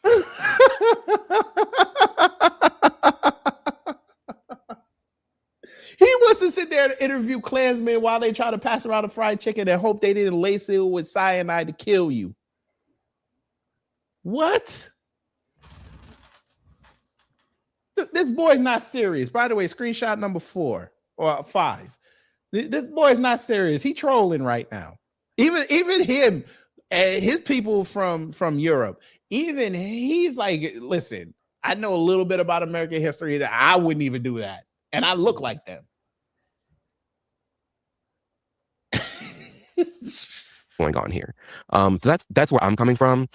See, I can respect that, but I think I'm not against interviewing someone like Nick Fuentes. I'm against softball interviewing him, which is so what I hear like, which is exactly what Hitler. Amir would do. I'm not taking that as like I love every single thing that he did, every murder that he made. No, I'm also looking at the grand scheme of things. We go on Instagram Reels right now. There's so many like Hitler memes, glazing Hitler, and looking at the things under Hitler and his speeches. Like it's a lot of. It's not just Nick. He said that on Instagram Reels, there's so many memes about people talking about and praising Hitler. I need to know what is in your search history on Instagram for all of that to be popping up on your explore page. Because that's how the algorithm works. It goes based off of your search behavior. So what are you looking up on your search history on Instagram for all of that to pop up? Better yet, who are you following where this is popping up that you're seeing this? He told on himself without telling on himself. I know, and people are telling me to do something. Screenshot number 6. Look at Brad. He's like, bruh, what are you talking? What he had the same thought you just espoused. Yeah. What are you looking up? Sir, I'm sure you could do commentary on black people that slaughtered many of people. I'm sure you could do that. You went to go look up Hitler memes. Hitler memes. Say less. Keep going. So that's the thing. Like, if you're going to go after Nick, you're going after millions of people with millions Well, I of think different those people are views. The misguided. debate is not millions of people. It's Nick Fuentes. See, that's what I mean. He keeps deflecting. I know what he did. I know what that? he did. He tried to make it seem like Nick Fuentes got bigger influence than he thinks he does, because he kept saying millions of people. Yeah, millions of people don't know that kid. And I doubt millions of people are posting memes of praising Hitler either. Dude, I could take Nick Fuentes' picture right now on the street and people won't know who the hell that is. Just like when Charlie Kirk died, many people didn't know who he was until he died. Thank you. My parents brought him up because they saw him on the news. They don't go looking at Charlie Kirk content. That was the same thing with my parents. Like they had asked me if I ever heard of this guy named Charlie Kirk. I said, yeah. But by that time, I already knew what had happened to him. This is before the news really got a hold of it. And I said, yeah, I know who he is. And I said, you don't have to tell me any further. I know what happened to him. Right. And then what happened after about a month? After they tried to George Floyd's birthday with it. Exactly. They stopped talking about it. And they didn't talk about him till when? AmFest. The AmFest, which was what in December. So October to December, they didn't give a shit. And here we are at the start of January. They're not even talking about him. Oops. Oh, Leonard, he is. He is. No, he's in the academy. He's admitted this. He said in that other one he got outed because of his Facebook status. That's when he had to reveal to everybody that he was LGBTQ. I was like, okay, that's great. Who cares? You're the same dude who said you went to a BLM rally and you got red pilled there. Come on now. This is not a serious dude. This is a grift. And again, he has on the black conservative aesthetic. He has on a hoodie while doing an interview. Come on now. This is a game, and the game is over in 2026. Get to work! Yeah, I think he's led them astray. And it's like, I remind me of this podcast that I saw Nick Fuentes on, and he was like, yeah, something. I think he said Hitler was great. Something about being great. And the podcast host was like, what the hell? Like, you think Hitler's great? Ha ha ha. That's crazy. That's crazy. But Nick is so literal. He's like, no. Do you know the definition of great? Like vast, large, like huge in impact. Like Hitler was great. Which is a fair statement. How is Hitler great, sir? How? Do you notice how he tried to redefine the word great? He tried to redefine the word great. Sir. Goddamn, Hitler did not bring his people out of what was going on in the world. He didn't do that. Come on now. We're not about to do this. Let me guess. You're going to tell us that without Hitler, we don't have German-made cars, right? That's what you're going to tell me. That's what they're going to tell us.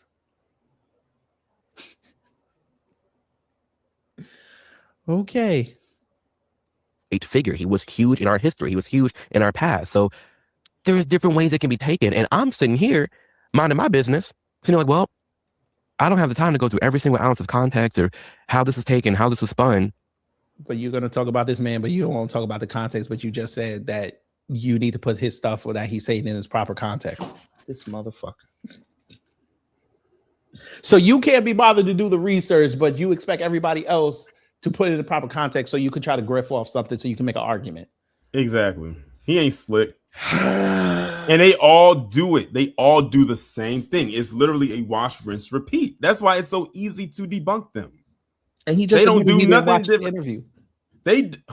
He just admitted he didn't watch both interviews. He just admitted it. The Piers Morgan one and the Tucker Carlson one. He didn't watch them. So he's basically going off of clips. Thank you. Probably something he saw on Twitter. Right. And then but he wants to talk about context. You didn't have the context.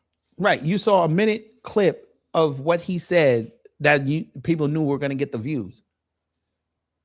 And without the context, you don't know how he said it. So just like,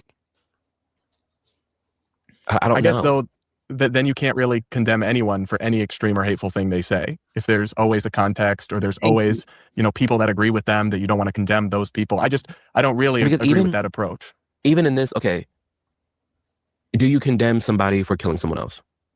Yes. Unless they were defending themselves. But there's context. Yes, you condemn them until you figure out what happened. Because according to y'all on the right, killing is wrong. But if it's somebody you don't like, then you give it context saying that it's okay. Mm-hmm. Well, in their case, when it comes to people like, they love to bring up George Floyd. In that case, that was okay. But again, they say that now, but we also have their posts before it happened. And the grift was to say that he died of fentanyl overdose. They were saying that Derek Chauvin need to go to jail. Mm-hmm. Oh, so Amir, so are you admitting that people just say things without context and that's okay? Mm-hmm. People, I don't really agree with that approach. Even in this, okay, do you condemn somebody for killing someone else? Unless they were defending themselves. Okay. If someone took your child, beat it, raped it, and killed it, and someone killed them, would you retard? That's the context. Oh, jeez, he's about to debunk himself. Like, disavow them? Like, that was so wrong. You should never do something like that. No. Now, should the law still punish someone who vigilante murders a criminal? Yeah, but I personally would have sympathy for the action. Exactly. So there's it can go so far as, there could be context to certain scenarios based off of more context. I guess though. What? Oh God. Oh, so we have to keep peeling back the layers until we get to something that agrees with me. Then we'll say, okay, it's okay. And he still doesn't make any sense. It is not. He thinks he did something here, but he didn't do nothing. But you see how you had to go to, they deleted your kid. So are you going to condemn that person or not? No, I'm going to kill him. I'm not going to go randomly kill somebody I don't know. I know what he's trying to do. He's trying to give Hitler a pass. Mm-hmm. You can't give a dictator a pass in any context. You can't do it. If the people are suffering, you cannot say that they did something right. That's not cool. By the way, screenshot number 6 or 7, I forgot. Like, come on, bro. He sounds stupid. He is stupid. Oh my God.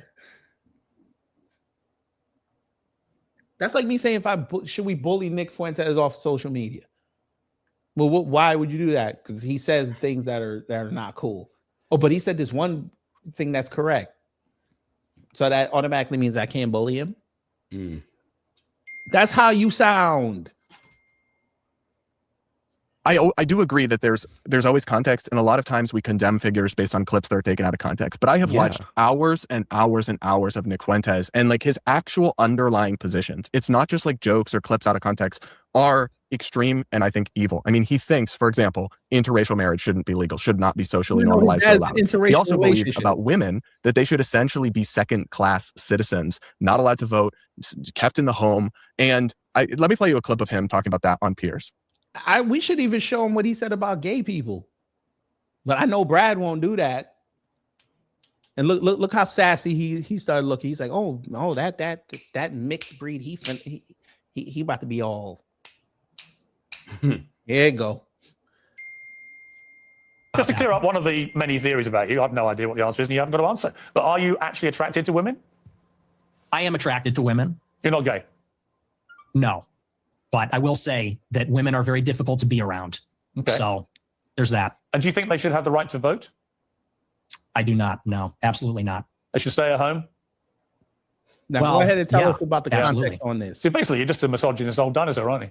For a young guy. Yeah. I mean, I know I'm the boomer. I know I'm the boomer here, but actually, you're a 27-year-old dinosaur, aren't you? Aren't you, Nick Fuentes? All women. I am. All women are annoying. All women grow old. They all get fat.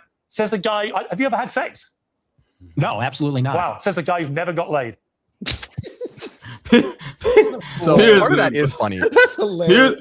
Piers was like, He was being his real liberal self. he That was being very petty with that one. They probably could have went on for like another 30 minutes just on that part alone. Mm-hmm. Now look, he's about to say, what's the context? And I actually think Pierce was wrong to like go after him for not having sex. Like his personal life. No, he's not. I don't think he was. Social media. Is he gay? I don't think he was either. And the thing is, that was Nick getting a taste of his own medicine. And then on top of that, it happened on a platform as big as Piers Morgan. So the world saw that. A lot of content came out of that interview. A lot of content. And what's the other 7-letter word that came out of it? Context. Okay, yeah. You got a lot more context about who Nick Fuentes was in there. That's why I said earlier, you see a lot of people are not sharing his clips like they used to or talking about him. He's a devout. If you Nick's saying he's a devout Catholic, so yeah. Why would you go after someone who's now you want to bring the religion? I agree. That part. Okay, let me help you. Many Catholic have disavowed their oath. Their faith. We'll call it their faith. Yeah. They have sex. Mm-hmm. They be looking up ways to skirt around it. Mm-hmm. Was dumb. But Nick is very clear. Like, he doesn't believe women should have the right to vote. He thinks they should be second-class citizens. To me, that is like, we call things, oh, everyone's misogynist, everyone's sexist. Those terms are watered down. But if that is not genuinely misogynistic and sexist, then nothing is. And if that's, and I thought we all agreed that actually wanting to discriminate or subjugate people on the basis of their immutable characteristics is evil and wrong. I would just love to unpack it, because even for me, Here's the context. He wants more context. What are you unpacking? Exactly. What are you unpacking? It's an empty box. You're opening up. It's gonna be nothing in there. Sir, thank you. He already gave you the context. That's how I feel. That's the context. Right. Like, what else do you need? This guy act like he on the payroll. How are you a YouTube commentator? You don't want to go look down context. I hope y'all realize he's invalidating his entire channel by the more he talks. I saw them. I saw some of the comments. I saw some people said, "I'm gonna unsubscribe."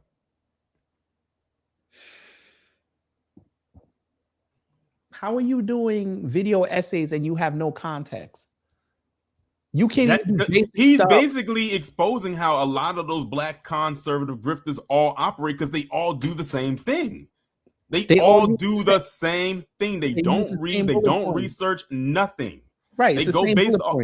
They go off of what something else that they saw, and then they just piggyback off of that, and then put it out there as if it is fact. That's why Faker kept getting raked over the coals with oh god, what the one down that and the Bell County one, the Tyree Nichols. Yes, that's the one I was thinking of. Tyree Nichols. Yeah. Come on, the one in Vegas. Yeah, Bell County. Okay. Yeah, that with the white Hispanic driving the car. He thought it was two black kids because the white Hispanic kept saying the N-word. Yeah, and it was the white Hispanic that pulled the trigger. No, not to pull the trigger. Hit the person on the bike. Right, he hit the sheriff on the bike. And see, they always do that because what they're doing is they're trying to get a quick view. They don't put. They all of it is rage bait. That's all it really is. Remember, he said he did that on vacation. That's why the video. Yeah, exactly. That's why the video didn't look of quality. It was grainy. Right. It was on his laptop. 5 minutes. It was like 5 minutes, 26 seconds. He was like, "Oh, he was right." He said, "I'm taking a break from my vacation, sir. Go be with your family." Vacation. My goodness, but he was chasing engagement. And had it all wrong. Like his whole Uvalde saga, he got wrong. He tried to defend them cops. And people were like, come on, bro, you can't defend that. The parents had more nuts than them cops. Mm-hmm. But, he got it. But Amir needs more context. I'd love to unpack that. Unpack what? It's in there. Watch the interview. He literally said why.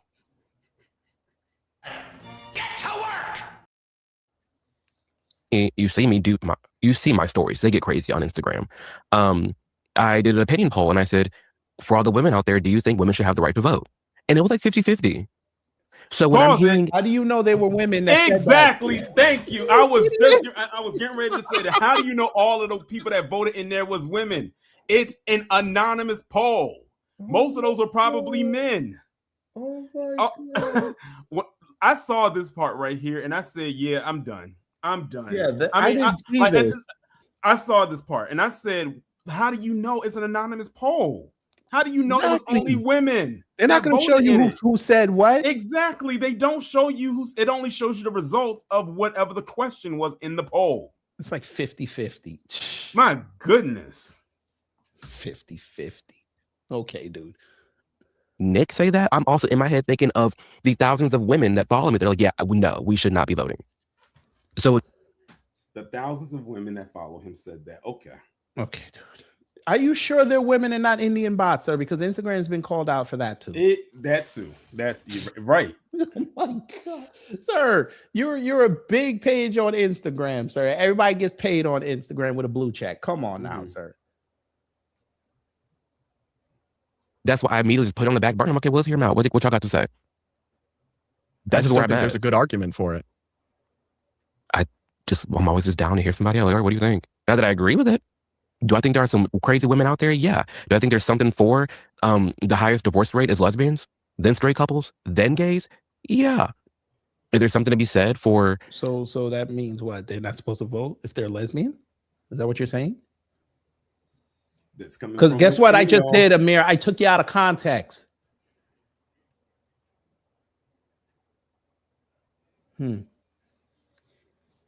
I mean, there's a lot can be said about the differences in men and women and different roles, and we're not going to go down that road right now. But I'm not going to hear that and then go, ew, this person's misogynistic, and then like completely never listen to them ever again. See, I think there are some beliefs and positions you can take that demonstrate values and a disposition that is so hateful and irrational that it's. And he was pressed on it with Piers Morgan. How you really say this most part black right people here should be. Was so frustrating to get through. I know this part right here. I think this is the part right here that I first saw. That led me clip, to this right? video. This was the clip right here that I think everybody saw that led them to this whole interview. This part right here. Jail. And yes, they should.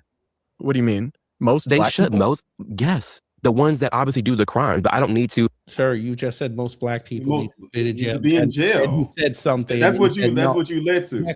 Exactly. Now you had to try to break it up because you knew it was about to sound bad. I have to give him his credit. By the way, screenshot number 9 or 8, whatever. But you caught yourself. I have to give him credit. PragerU taught him to catch himself. What do you mean? Most they black should. people? Yes. The ones that obviously. And he was pressed on it with Piers Morgan. How you really say most black people should be in jail? And he retreats they to this. should. What do you mean? Most black people should be in jail. Why would you jump that quick to agree with that? Right, you didn't even let him finish his statement when he said that. You immediately said, and this is the part right here. If you, where I think this is not saying the rest of it he wasn't being himself, but this part right here is where he really was feeling himself. Because again, if you look at his channel and you look at his content, a lot of the stuff, all the stuff, as a matter of fact, that pertains to black people lines right up with what he's saying right here. That's how he feels. This man, Amir Odom does not like black people. I said it. I'm standing on that. He does not like black people. He doesn't. Most they black should. people? Yes. The ones that obviously do the crime, but I don't need to explicitly. But that's not what that sentence means. I don't need to. I'm not taking that 110% literal, and even. How are you not taking it literal when he literally said it? He literally said it. He said black people need to be locked up. He said women need to stay in the home. And he said something about the Jews too. He said something about them. You're not going to take him literally say that most black people need to be in jail when he's literally said that on his channel. He literally multiple said times. He said that, and he said it flat out with no additional context. He just said black people need to be locked up, like need to be in jail, and that was it. No, he said we would have a better country if most black people were locked up. Yeah. But you're not going to take him literally. Oh, let me guess. Somebody said, I'm going to rob you and stab you. You're not taking them literally?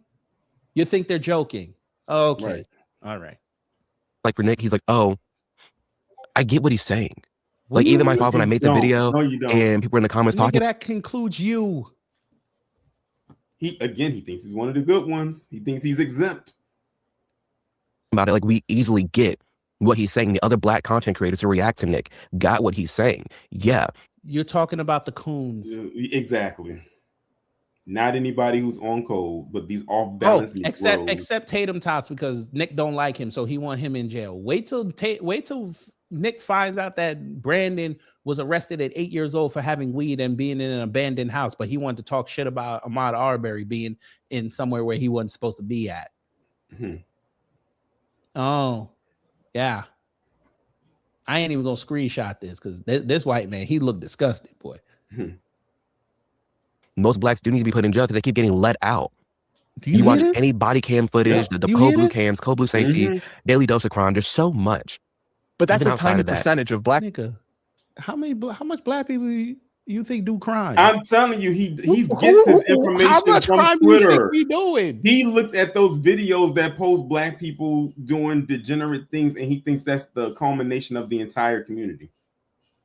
Sir, I'm telling you, he does not like himself. Stats, even them 2019 stats, we less than 2 million people that were arrested for doing crime. Like himself. He looks in the mirror every day and sees his white husband. Oh, did I give that away? Yes, I did. In case y'all didn't know, Amir Odom is married to a white man. Surprise, surprise. Fact. He admitted that himself. Mm-hmm.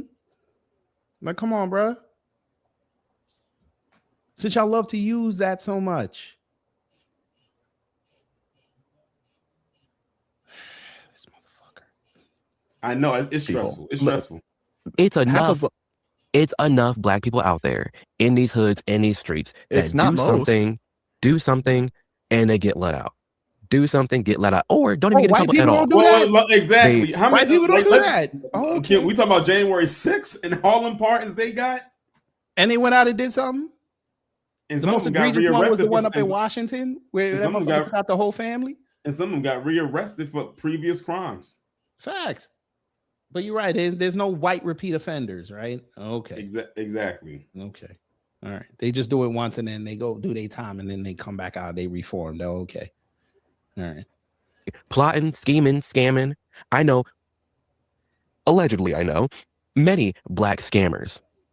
They're not in jail. Allegedly, I think they should. What the fuck are you talking? Okay. So you dry snitching. Okay. And and also, how do you know these scammers? You know who these scammers are. And how do you know? Do they know you? Are you telling us? Are you telling on yourself? Are you out there scamming with them? Probably. I would argue and say that he probably is. I mean, look at the content that he puts out there. That ain't nothing but one big scam. And also, sir, we know that they're not. I'm just gonna say, we know they're not Black Americans doing that. I'm just gonna say it. Right. Because it's them I know you probably running around with a whole bunch of Nigerians. Mm-hmm. All right, keep going. I think I totally understood what he was saying. Like, and most blacks need to be locked up. Yeah, but obviously not a black person that hasn't committed a crime. No. See, I think his words mean. Let me would have debated him and said most white people need to be in jail to see how quick he defend them. Mm-hmm. Talk about what's the context, huh? You see how ridiculous you sound right now. Shoot, we just did. What about the one last year with that violated those two girls and almost strangled one to death, and they didn't lock him up? Mm-hmm. And that's recent. Idiot.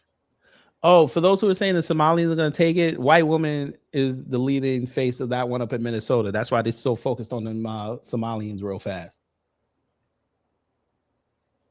But, we may cover that on the channel. We may.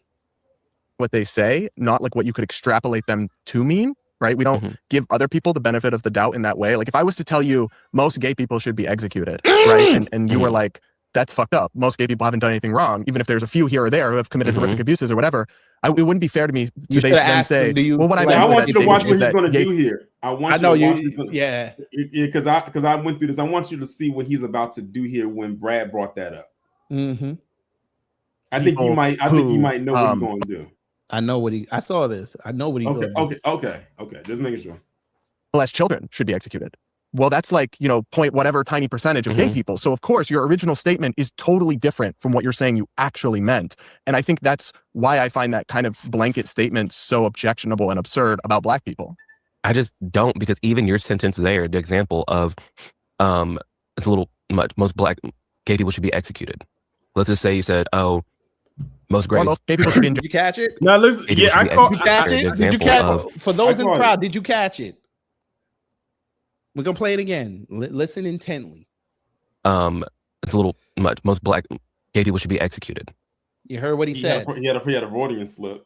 You heard what he said. He said most gay black people should be executed. And then but also too, another thing he did was he told Brad to scale it down from being executed to something else more lower. We're gonna get there. So to something more lower than that. And I know why he did that. Let's just say you said, oh, most gay people should be in jail. Most gay people should be in jail. I would say, okay, what do you mean by that? Oh, now you need context. Now you need context. What I say, but when it was the other side, it was like, oh, it is what it is. They put it out there, boom. Hey, that's what it's got to be. How can you tell the American racists? They will say something and within 10 seconds on themselves. Why do you need context because he said that most gay people need to be in jail? Why do you need context? Yeah. Oh, you need a list of crimes now. Oh, they black. Nah, they probably did it. Now send them to jail. Okay. Everybody else gets a get out of jail free card when they land on go to jail before they go to jail. Us now, we got to sit in jail. We got to roll 3 times. Okay. Don't collect $200. I don't know. Like, even on my channel, I'm sure the amount of gay content that I've made, I am sure there's a video out there of me saying, yeah, these gays are crazy. These gays. Sir, they didn't come to your channel to hear about anti-gay content. They came in there to hear about anti-black content. Exactly. If you did anti-gay content, nobody would care. You wouldn't have amassed the amount of views or the audience either. Exactly. They're driving me up a wall. These gays are ridiculous. And by the way, also, YouTube would have thrown you off. Within maybe the 4th video, you would have gotten your channel terminated. Yeah, I'm saying these gays are, but in the context of that video and what I'm talking about, yeah. Like when I'm looking at a pride parade, I'm like, these gays are crazy. I'm not talking about every single little gay person there. But you just said you just agree with Nick Fred that saying most black people need to be in jail. And see, and also KG, that includes the innocent ones, you dork. And KG in the chat, I don't know if you picked up on what he did, but it was something else I noticed too. When I first saw this, he literally put his sexuality before his race. I heard. Because look at how much defense he's giving for his sexuality versus him being black. But being black, that's for him is also put on the back burner, and that's just automatically seen as negative. But notice all the exposition that he's giving now on him being gay. Right. And he keeps forgetting that the right does not like gay people. Yeah, he struck out because 1, he's black, 2, he's gay, and 3, he's in an interracial marriage with a white man. So by that metric, Nick would have absolutely nothing to do with him. What would they talk about? And you forget his big homie Rob Smith, he can't get no traction. Especially now that he got exposed for going to Qatar. Same thing with what's his name, Xavier DeRusso. Well, he went to Gaza. But CJ Pearson was also on that trip with him. Not the Gaza one, the Qatar trip. And notice how CJ been real quiet. He been getting cooked lately. He ain't been on social media like he usually is. Yeah, see, they got too comfortable. But you know what? Hey, it is what it is. There you go. But I am talking about friendly around naked in front of kids. I feel like I've definitely said something like that. So I'm not going to hear someone else, another person like us, a content creator, hear them say something and be like, that's gross and reprehensible without taking in at least what is the context behind this. I was going to say something so fucked up, but you know what? I'm going to be nice. I had a real fucked up question I was going to ask him. Fuck it, I'm gonna say it. If I said on my platform, and again, YouTube, I'm not saying this seriously. If I said that some harm need to be done to this boy, you think he's gonna ask me for context on why I said that? He probably will. Or do you think people are gonna come in there after I do the video and say you're threatening this kid? I think you need to be reported. It's the latter. He might see it and then say, you think he's gonna ask me for context why? Or he's gonna say, well, you know what, I'm gonna go talk to YouTube. I might even get the police involved. That's literally what you said about black people. Damn all that. No legal recourse. Go to jail. Oh, gay people? Nah, I need to know why you said it. I need to know why our sashaying makes you so visceral in your hate for us. Right. What is he talking about? And when I take in the full context, I've gone about this in my video of Nick, where Nick and I have grown up in the same area. I don't know him personally, but we grew up in the Chicagoland area. See? We see the things, we've seen the same stuff. It's like when peers... No, you didn't. No, you didn't. First off, Nick already admitted he didn't see the shit. He saw it on the news. He admitted it multiple times. Even in the Nick Fuentes, in his interview with Pierce, he even said, I see what's going on in the news. He gave himself plausible deniability when he said, oh, I was riding the train and I saw some black guy going crazy. Sir, you were watching the news in the middle class neighborhood in Chicagoland, not Chicago. That's different. That's like a Long Islander telling you how much of a New Yorker they are. You don't live in New York City. You never lived there. You don't know it.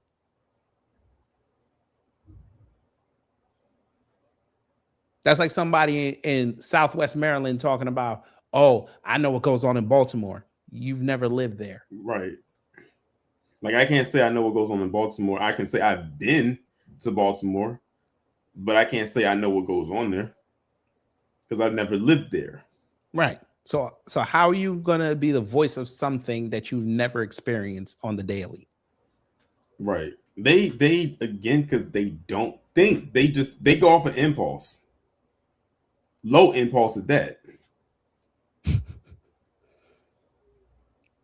Pressing Nick on avoiding the black fare, the black restaurants. Yeah.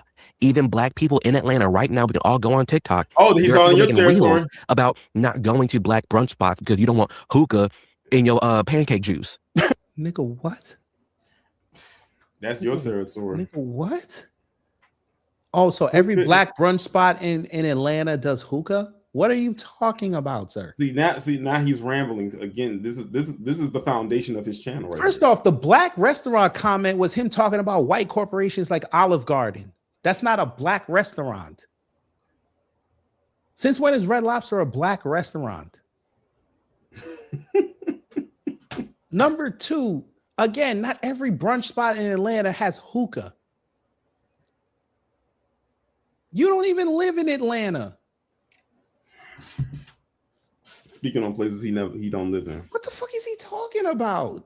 He don't know what he's talking about. He just throwing stuff at the wall to see what sticks.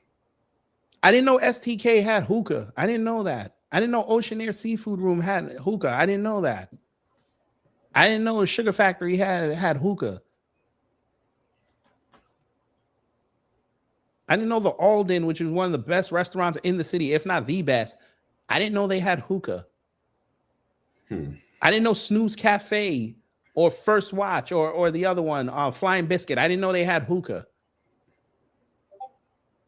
What are you talking about? And I love how you're associating hookah with black people. Exactly. That's the I other love how part. he's doing that. Like, black people are the only ones to do. Black people weren't even, hookah didn't even start with black people. That's the crazy part. Yeah, that's Turkish. What is so crazy, but this is why I always say that we are the trendsetters of the world, because he sees so many black people doing it, but he wants to associate with it. A hookah is something that I'm not going to say everybody, I'm just talking about ethnic groups do. This is what something every group does. And by the every way, group does it. It's not conducive just to black people. Right. And just to help you understand what's going on out here, most black people now are getting away from hookah. Yeah, because people that are doing the research on like the side effects to it. That and the herpes vaping. increase and the herpes increase that's been going on the last decade. Yeah. Hookah's not cool like it used to be. It was cool when we were in our 20s. It's not cool no more. It was good for a good trend to see on social media. Exactly. But now it's like, you know, it is what it is. It's like it's going back to being almost like a niche thing. Right. Like, and you don't want to go anywhere with the fake green grass wall, and you don't want Hennessy Douce spiced Jamaican rub salmon bites. Now you're talking about your people now. The fuck? Hennessy rubbed Jamaican spice. What did Amra Fuddle talk about when I did that video the other day? He said black culture was a Hennessy, weed, and drugs. I'm telling you, they all get their talking points about us from each other. Sir, what Jamaican restaurant or brunch spot are you getting this from? Jamaicans don't even play with Hennessy like that. What are you talking about? I told you this man is whitewashed. He very much Hennessy? is. Because apparently all black people drink Hennessy. Remember at one point in time, said was hookah. Hookah is, well, basically you go to the spot and they give you this menu that says, okay, how many people are gonna do it, and then they give you different flavors.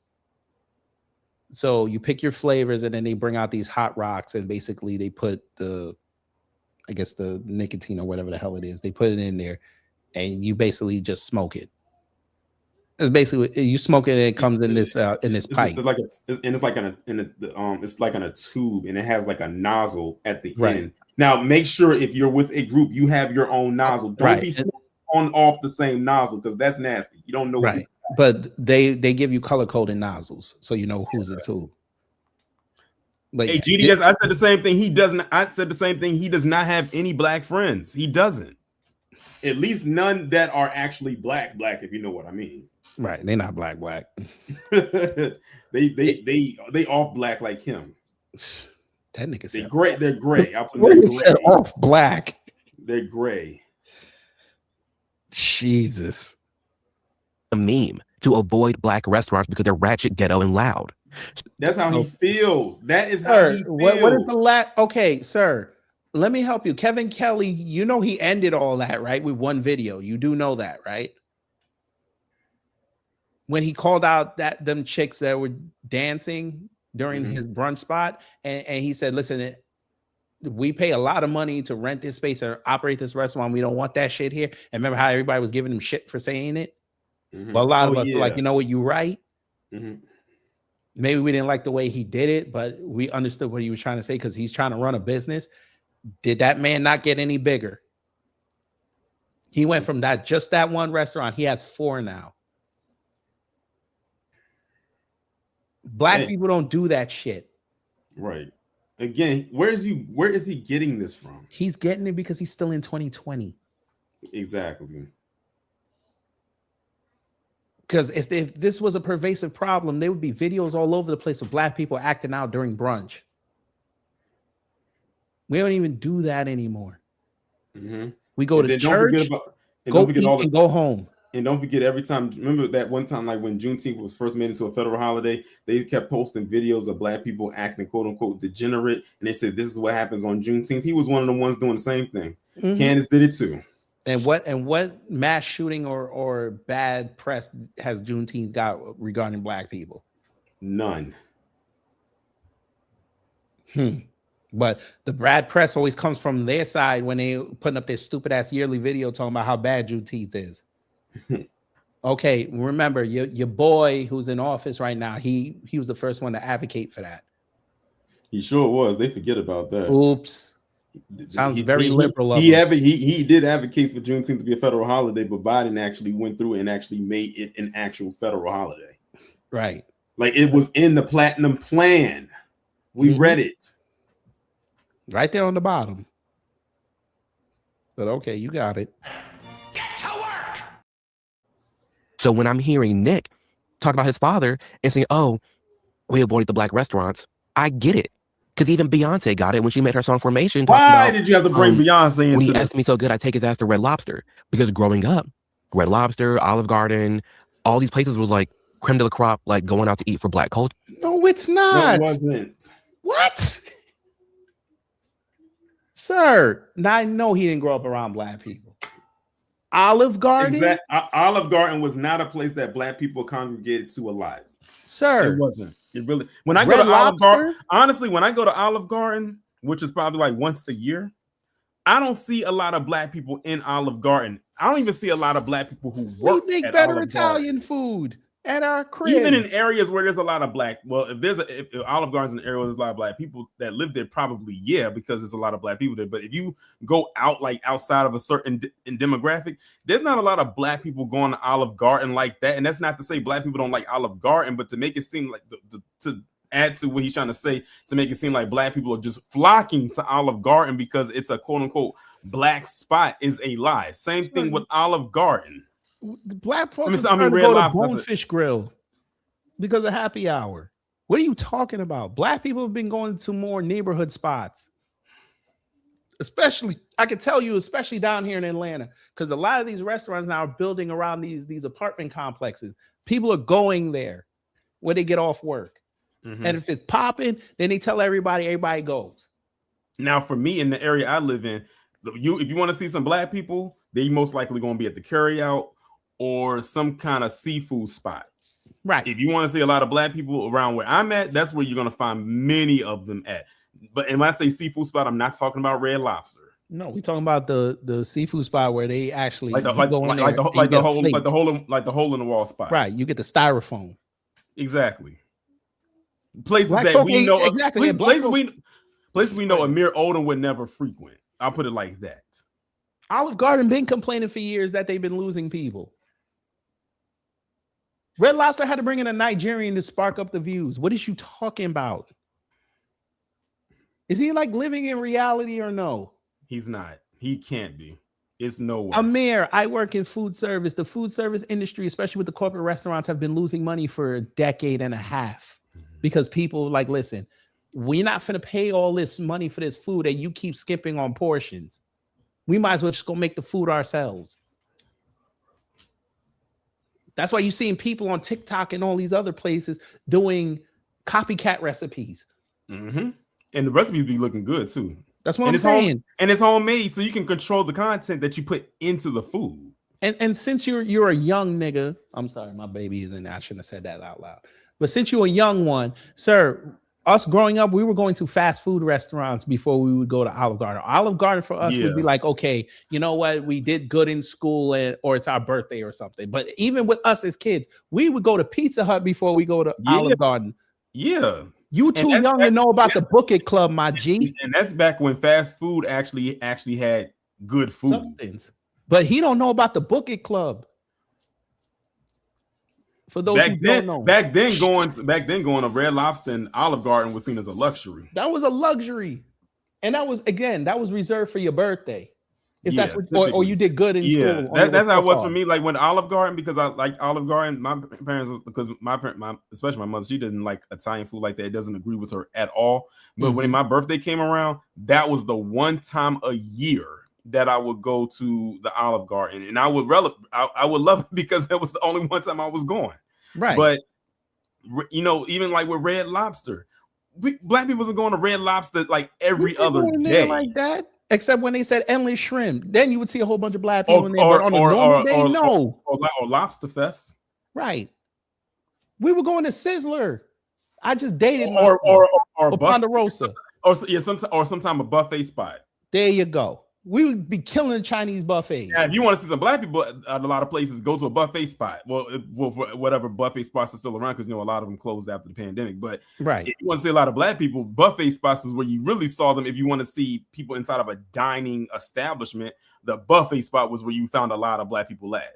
Yeah, or even when you just go from the Northeast, diners. You forgot about that. We'd be killing the diners. Yeah. Or the pizza, or if you're in DC, go to Ben's Chili Bowl. Right, but you talking about we be going to Olive Garden and Red Lobster like right? That. No, we don't. No, we don't. Even when it was $5, you could go do a street test and ask people, do they go like Black people, just Black people only? do you go to Olive Garden? And then ask them if they say yes, how many times a year do you go? And I bet you many of them will not go past 3. Dude, I don't even remember the last time I went to Olive Garden. The only black people that go to Olive Garden that many times is probably the people that work at Olive Garden. And that's because they work there. So they have to go. This boy don't know nothing about no black culture. This is Matt Nuclear if he was LGBTQ. Oh, God. Sure. I know it's for white people too, but especially for black culture, that's what it was. No, and you go to these wasn't. restaurants, it's just hood. It's just decrepit. No, it wasn't. Tons of black people, loud, ghetto, ratchet, and you don't want to be What around Red that. Lobster There's a did he reason. go to? That's what I'd like to Red know. Lobster's in the hood like that. They really did.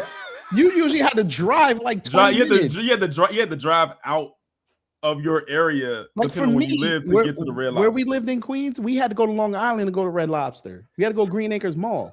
That's like that was like 20, 25 minutes away from the house. What is he talking about?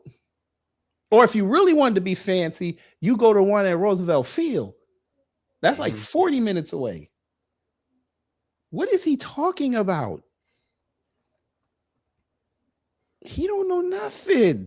But all right, but Red Lobster was ghetto and ratchet. Okay. All right. Red Lobster. Why black people leave the hoods and go to the white suburbs. There's reasons why. What? Real quick, there's reasons why there's black people making memes about living in all white neighborhoods and being upset when another black moves in. What? That sounds like projection. That sounds like something he would. That sounds like something he would do. Yeah. He's Black people. He is moving out. projecting. That's Black something people- he would probably do. Black people moving out. He is telling on himself. And he does. I don't know if he doesn't realize it or he doesn't care or if it's a combination of both. Wait a minute. Black people are moving out of these neighborhoods.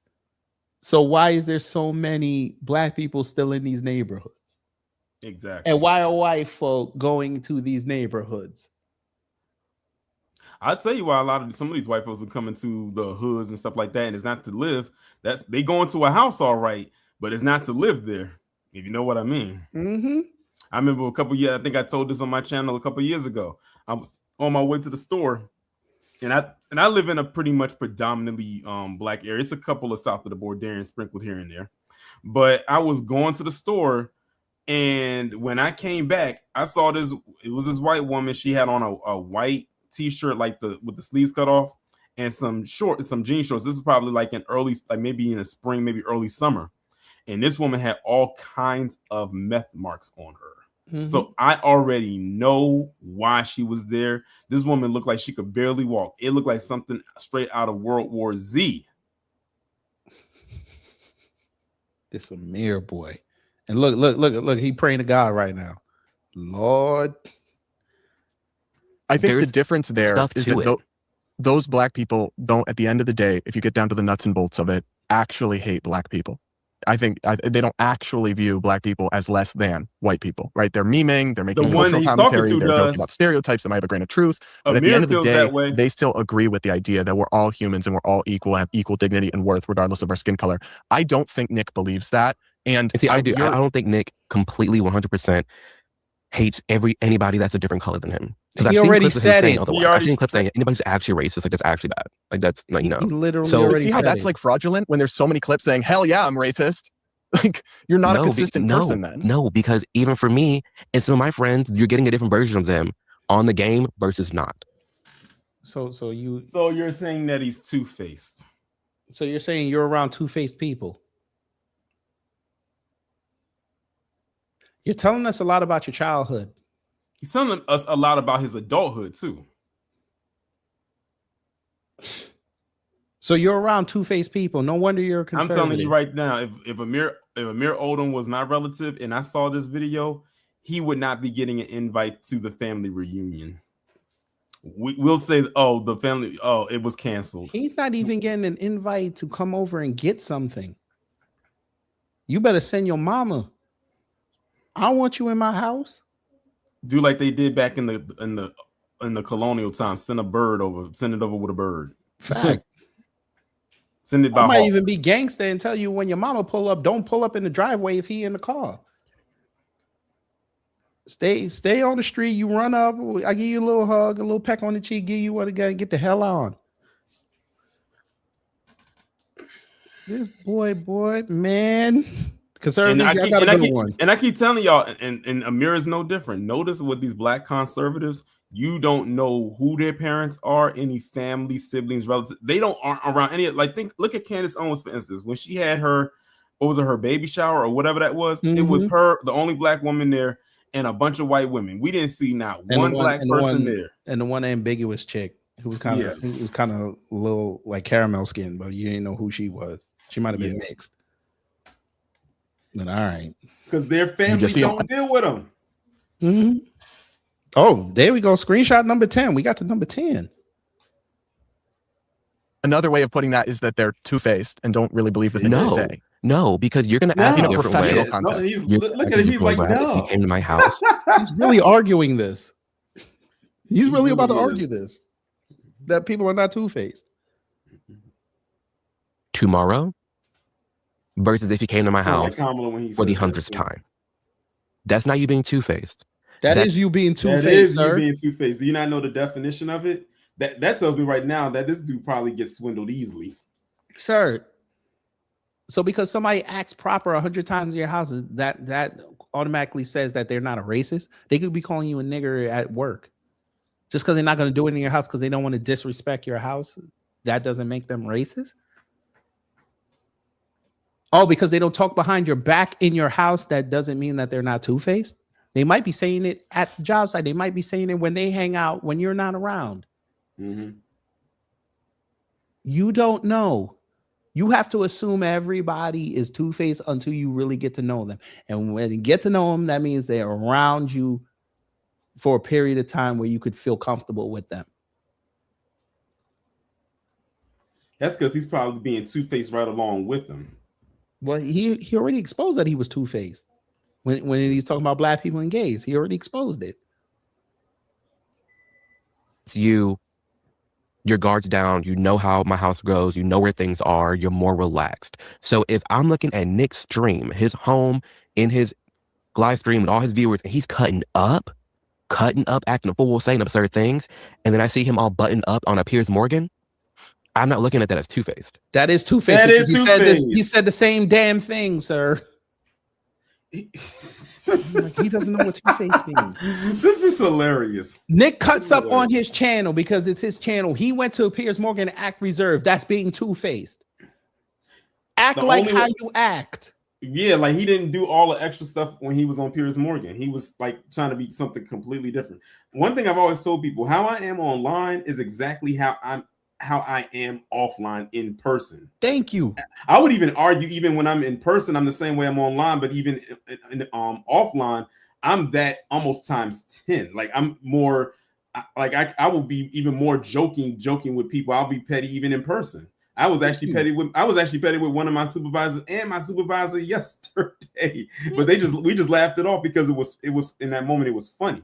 And I'm the same way here online. Like, but the thing is, he doesn't know the definition of two-faced, or maybe he does, but he just doesn't care because it's Nick Fuentes. But he too obviously is two-faced himself. That means you cannot be trusted. I cannot. How you around conservatives and talking about somebody ain't two-faced when most of the conservatives now are because they were liberals beforehand. I've argued and said that many people who are in politics are very two-faced. Come on, I'm not gonna say every last one of them are. There's a small percentage that aren't, but there are a lot that are. There are way more that are than aren't. Yeah, 47 felon is literally, he's literally told everybody he's a two-faced scumbag.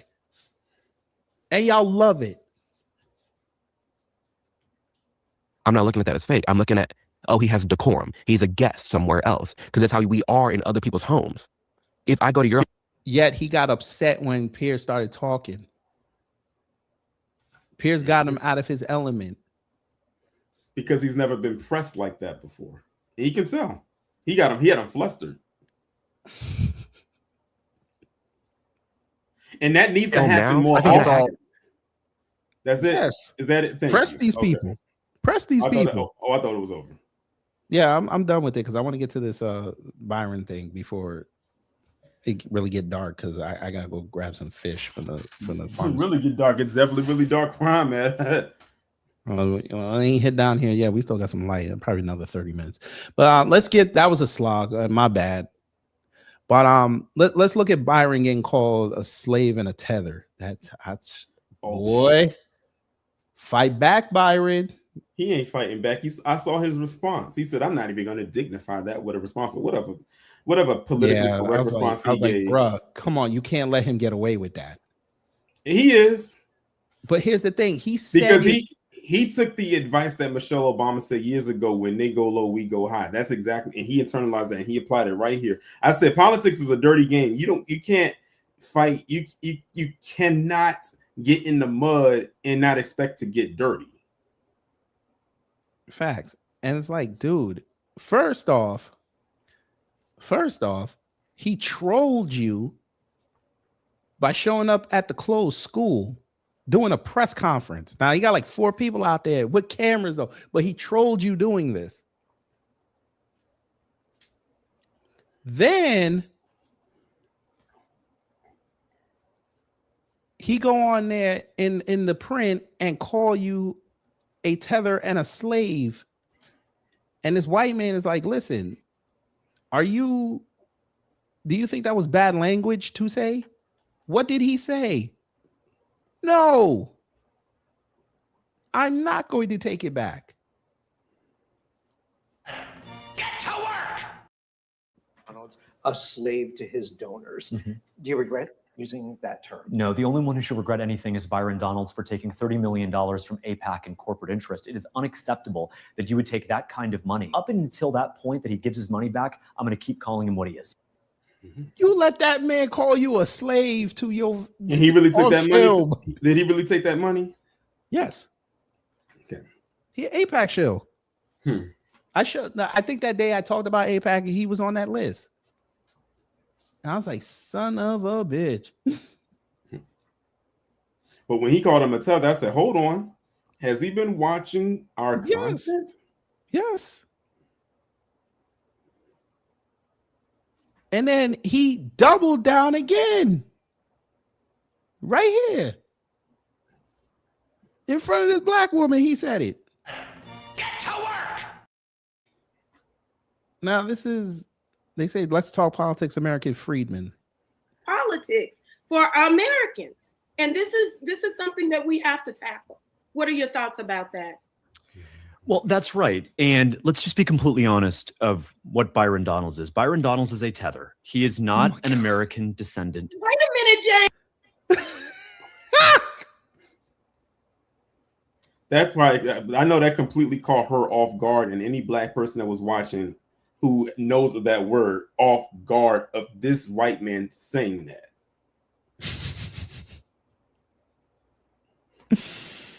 Oh my God.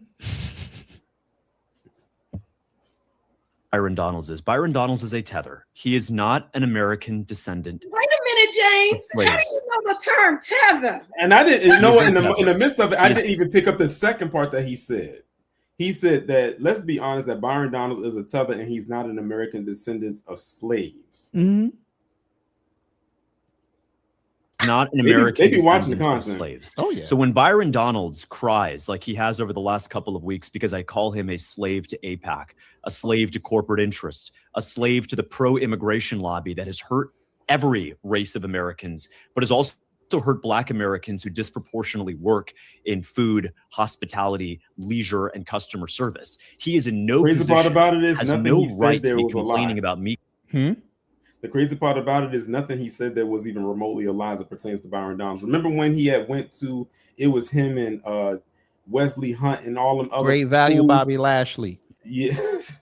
Him wearing them boots is crazy. You wearing them cowboy boots and a 3-piece suit is crazy. But when they went there and that black man went up there and basically told them about themselves, and then Byron tried to shut him down, like in the most condescending tone, that moment right there, I think, is when a lot of black people really saw Byron for who he was in that moment. And I think they was talking about reparations at that time. Yeah, he asked him, he's like, don't come, because that was at that cigar lounge down here. He said, do not come in here and start talking about how black people don't deserve reparations. He's like, well, if you're going to ask me about if I believe in reparations, I don't. So you just disrespected that black man. And did it unapologetically, too. Right. And then it went on to obfuscate about reparations, even though you wouldn't be qualified for it. Mm-hmm. This is why I said, if you're not part of the lineage and you don't like reparations, or if you are, you don't like reparations, or if you are part of the lineage and don't want reparations, don't speak about it. That's not your problem. Let it play out. But even then, you notice how them white folk don't talk about reparations no more. Mm-hmm. Because it was well, except for the ones that thought they was going to get something for January 6th. Right. But they know that was a lost cause. Mm-hmm. Calling him a slave when he has absolutely no direct descendant of slavery in his family. He's from Panama. He's from Belize. His dad's from Jamaica. Irrelevant.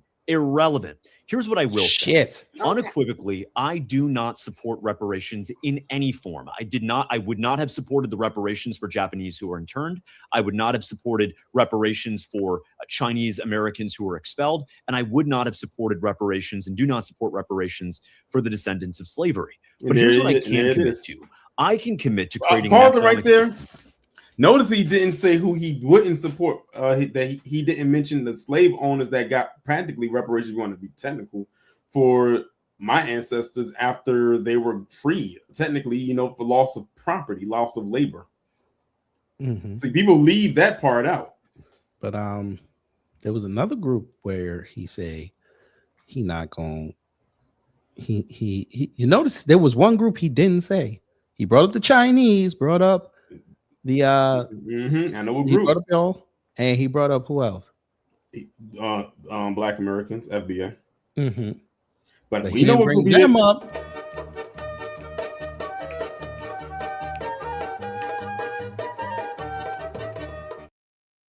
Did Candace really actually do that dance to that song? Yeah, she started her show off when she was talking about Ben Shapiro. She started her show off like that. Okay. But yeah, he didn't talk. He didn't say that. Nothing about them real estate agents, huh? Because there's a whole bunch of them down there. You need that money. That works for one group and one group only, and that is American citizens living in the great state of Florida. Consuelo, we have to be very clear about what has happened because of people like Byron Donalds. Last year, he said, quote, "I want anyone from anywhere who wants to come here and work and contribute to come." The problem is that when anyone from anywhere comes here to contribute, they are by definition taking a job that would have gone to someone locally who is a citizen, a job in agriculture, a job in hospitality, a job in customer service. And so if you want to do what's right by our working citizens, you have to stand up to the immigration influx. Now, Byron. Okay, so what are you going to say when Trump starts bringing in the Venezuelan refugees and they drop them in Florida? Or the ones from them second world countries? Remember, he said he wanted to get rid of the third world immigrants, but he didn't say nothing about them second worlders. The ones that have blonde hair and blue eyes, but they just have an accent. Yeah, and you got a whole bunch of Venezuelans down there in South Florida that you're going to have to cater to, and they're going to want their people. Don't they know they cannot win? They cannot win no matter how many fancy words they put together, no matter how many mind manipulations they try to do. At the end of the day, you are nothing more than a pawn on the chessboard in this Game of Thrones. Mm-hmm. Donald, you are not sitting on the Iron Throne because it's good to increase their profits by bringing in cheap third world labor from the Caribbean, from all over the world, from Central and South America, because those people will work for $4 an hour, and our people will work for $15 or $20 an hour. Byron Donalds said 2 weeks ago at the University of Florida that we need to have the H-1B visa program, which brings in Indians and Chinese to take our jobs because, quote, our kids are not economically viable. He thinks that our kids are not smart enough, but the Indians and the Haitians, they are smarter than us. And so we have to import them to take jobs away from us. I'll give you just one example. In 15, he said that we need to use the H-1B visa program to bring in pharmacists. That one of the top pharmacy schools in our state is at FAMU in Tallahassee. How dare he say that the graduates of FAMU or FSU or UF are not sufficiently qualified, that he would rather throw them overboard and then bring somebody else on the ship who is from India, China. Now, did y'all catch what he did? He started with FAMU and said, throw him off the ship. And we know FAMU. Oh, the language be a motherfucker, boy. Yep. That's why y'all consume new black media, because if you didn't, you wouldn't have picked up that he said that. I know, wherever, it doesn't matter. And so I'm running to do one thing, and that is to make life more affordable. But the precondition of affordability, Consuelo, is having a job. If you do not have a job, literally everything in your life is going to be unaffordable. And if you don't have a job because Byron Donalds is a slave to corporate interests and big super PACs that want to bring in cheap foreign labor, not because they love these people, not because because they will work at half the rate and do double the work. And that is a system that enables the great replacement of all American workers. And I will end that system as Florida governor. All right, so there is that. We'll see about that. Yeah, you gotta win the primary first, brother. Right. But did you think he took that back? Nope. Of course not. He tripled down on it. In a statement given to the Daily Mail, Fishback tripled down on his attack. If Byron Donalds doesn't want to be called a slave, then he should stop being a slave to his corporate donors. He's taken $30 million in corporate money, which has compromised his judgment, he continued. Bruh. And then they got this. Must be nice. Florida is going to be fun.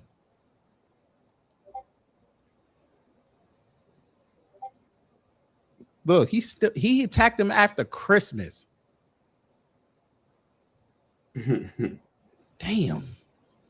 Ooh. A lazy DEI thug. He can sit on his couch. My God. DoorDash. The truth of the matter is, so I'm not worried about Byron Donalds. He's a lazy DEI thug. He can. My God.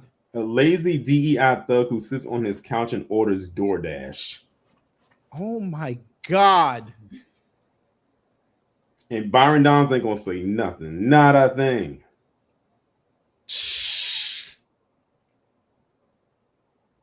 Why are you crashing out that he called him a slave? That man disrespected black people how many times? But you from the Young Cuck, so I understand. Because when you launched and called your campaign opponent in the primary, probably, who is black, called him a slave. Well, Ken, I love how they put in black music behind this. Because he's a slave to corporate donors and to foreign interest. If Byron Donalds wants me to stop calling him that, he should return the $30 million he took from corporate PACs all across this country. What I say to the 4 million black Floridians is what I say to every other Floridian in the state. I am in this race to fight for you. I'm in this race to make life more affordable for you, your kids, and your grandkids, whether it's property tax, property. I ain't gonna hold you. If he gets the primary, that's gonna be a good damn race. Byron Donalds is a rhino masquerading as MAGA. We cannot let this boy pay for phony anywhere near Tallahassee. And this is when he was talking about George Floyd. Make sure that there's justice for George Floyd. We definitely have to do something about police brutality in America. All right.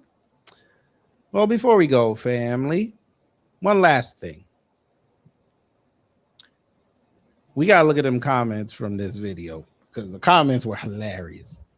And then we getting up out of here. So it got 34,000 views January 4th. So nobody cared. So somebody said everything these people repeat from Nick is always a joke until it isn't. Truth. You need to do this style of discussion about Candace. Okay. Brad knows one thing. If he say something about Candace, she finna rip him apart. He ain't gonna have no more channel. CNN ain't gonna call him no more. That's not what that sentence means. I'm half Asian, half white, and my mom said if I brought home any other woman that's not white or Vietnamese, she'd disown me as well as if I were gay. What do lesbians having the highest divorce rate have to do with women's right to vote?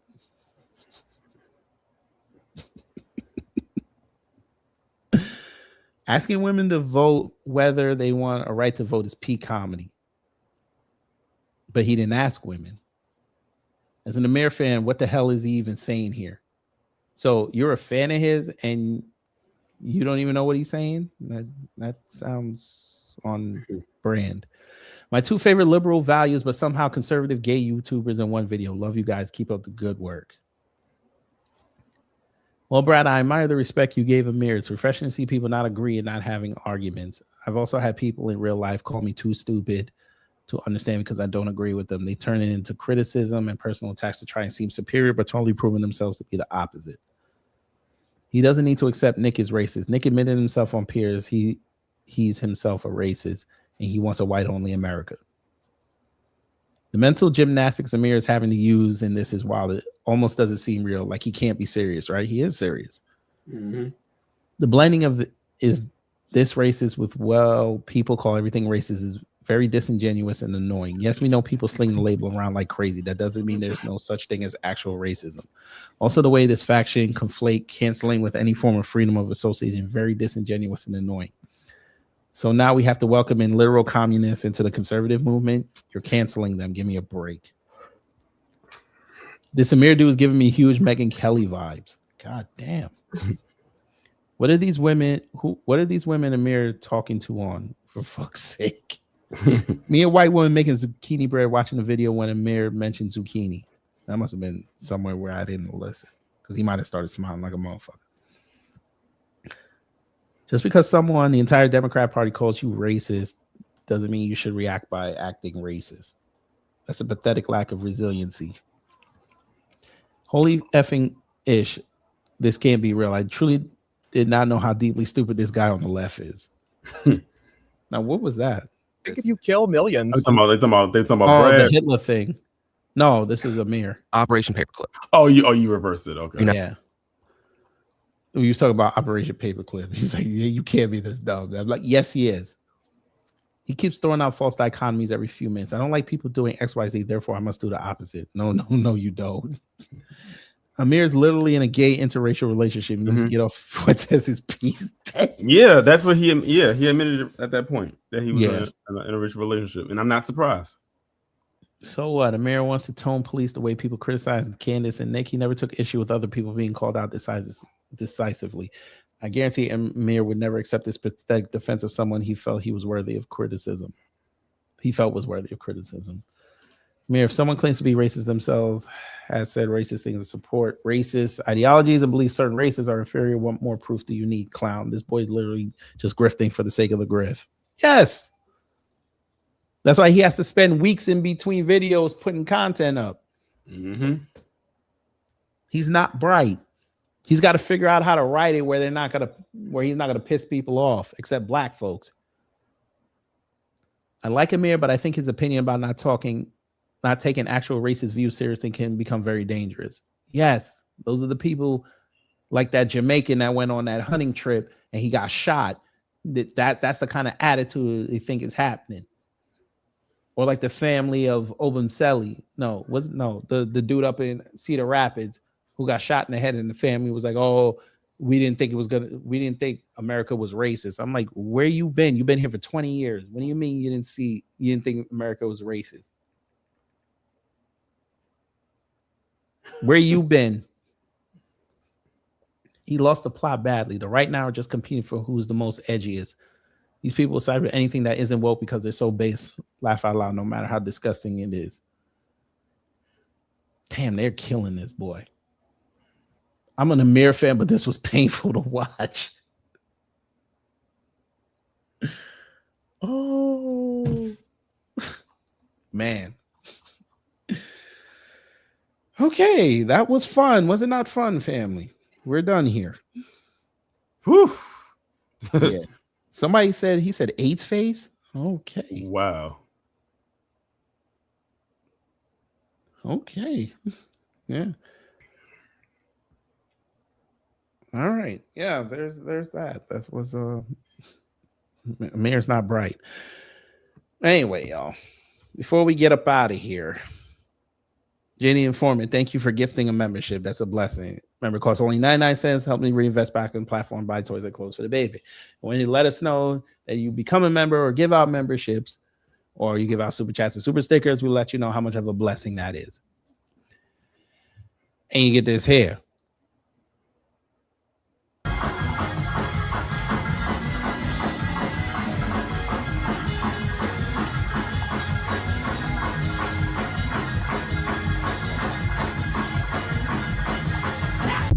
I am overwhelmed. Miss Nisi, thank you for being a member for 26 months. That's a blessing. And you get this here.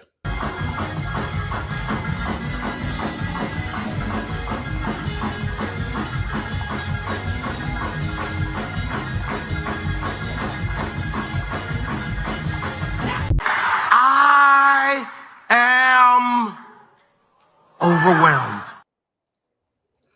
William Moran, thank you for the $10. And thank you for the $10 last night. Those two were a blessing. We're not going to play it twice, but you're going to get this here.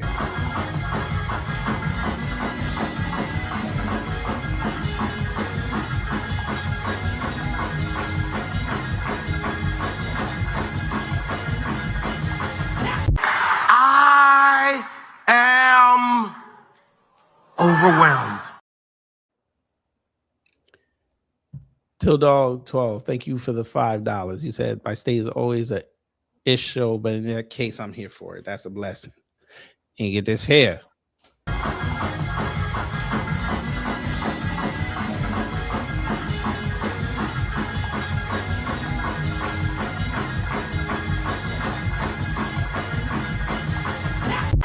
I am overwhelmed. And last, Anthony Rugafilla, thank you for being a member for 17 months. That's a blessing. And you get this here.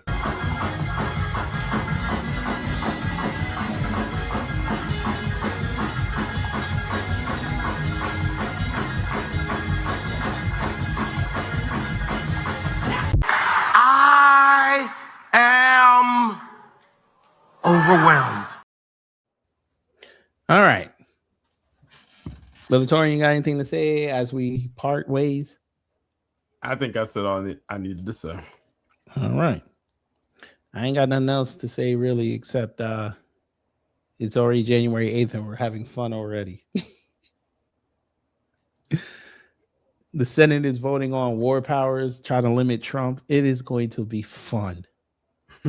I can't wait for Black History Month. I can't wait. Anyway, y'all.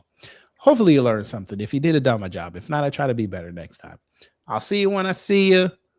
Brother Torian, you know, he got his schedule. Shout out to him. So he'll see you when he sees you. It's Thursday, so there's really no sports on, so read a book or something. Right. Because unless you watch college football, then okay. But yeah, read a book. Learn something new. There's YouTube videos on how to make robots.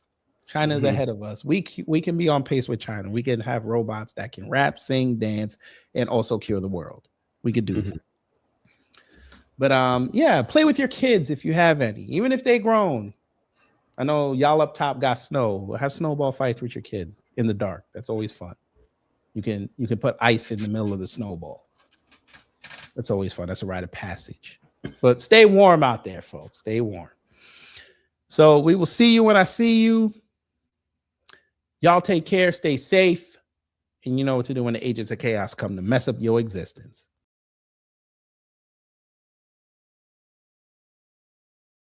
Oh, here it goes! Time's up. Get your ass up! We gotta get out of here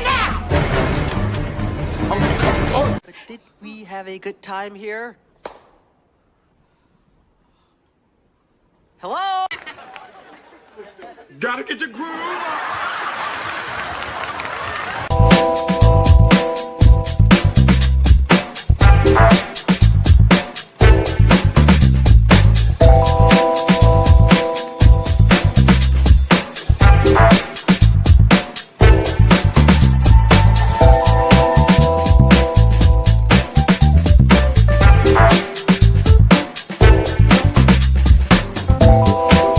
end of the day that they got to end.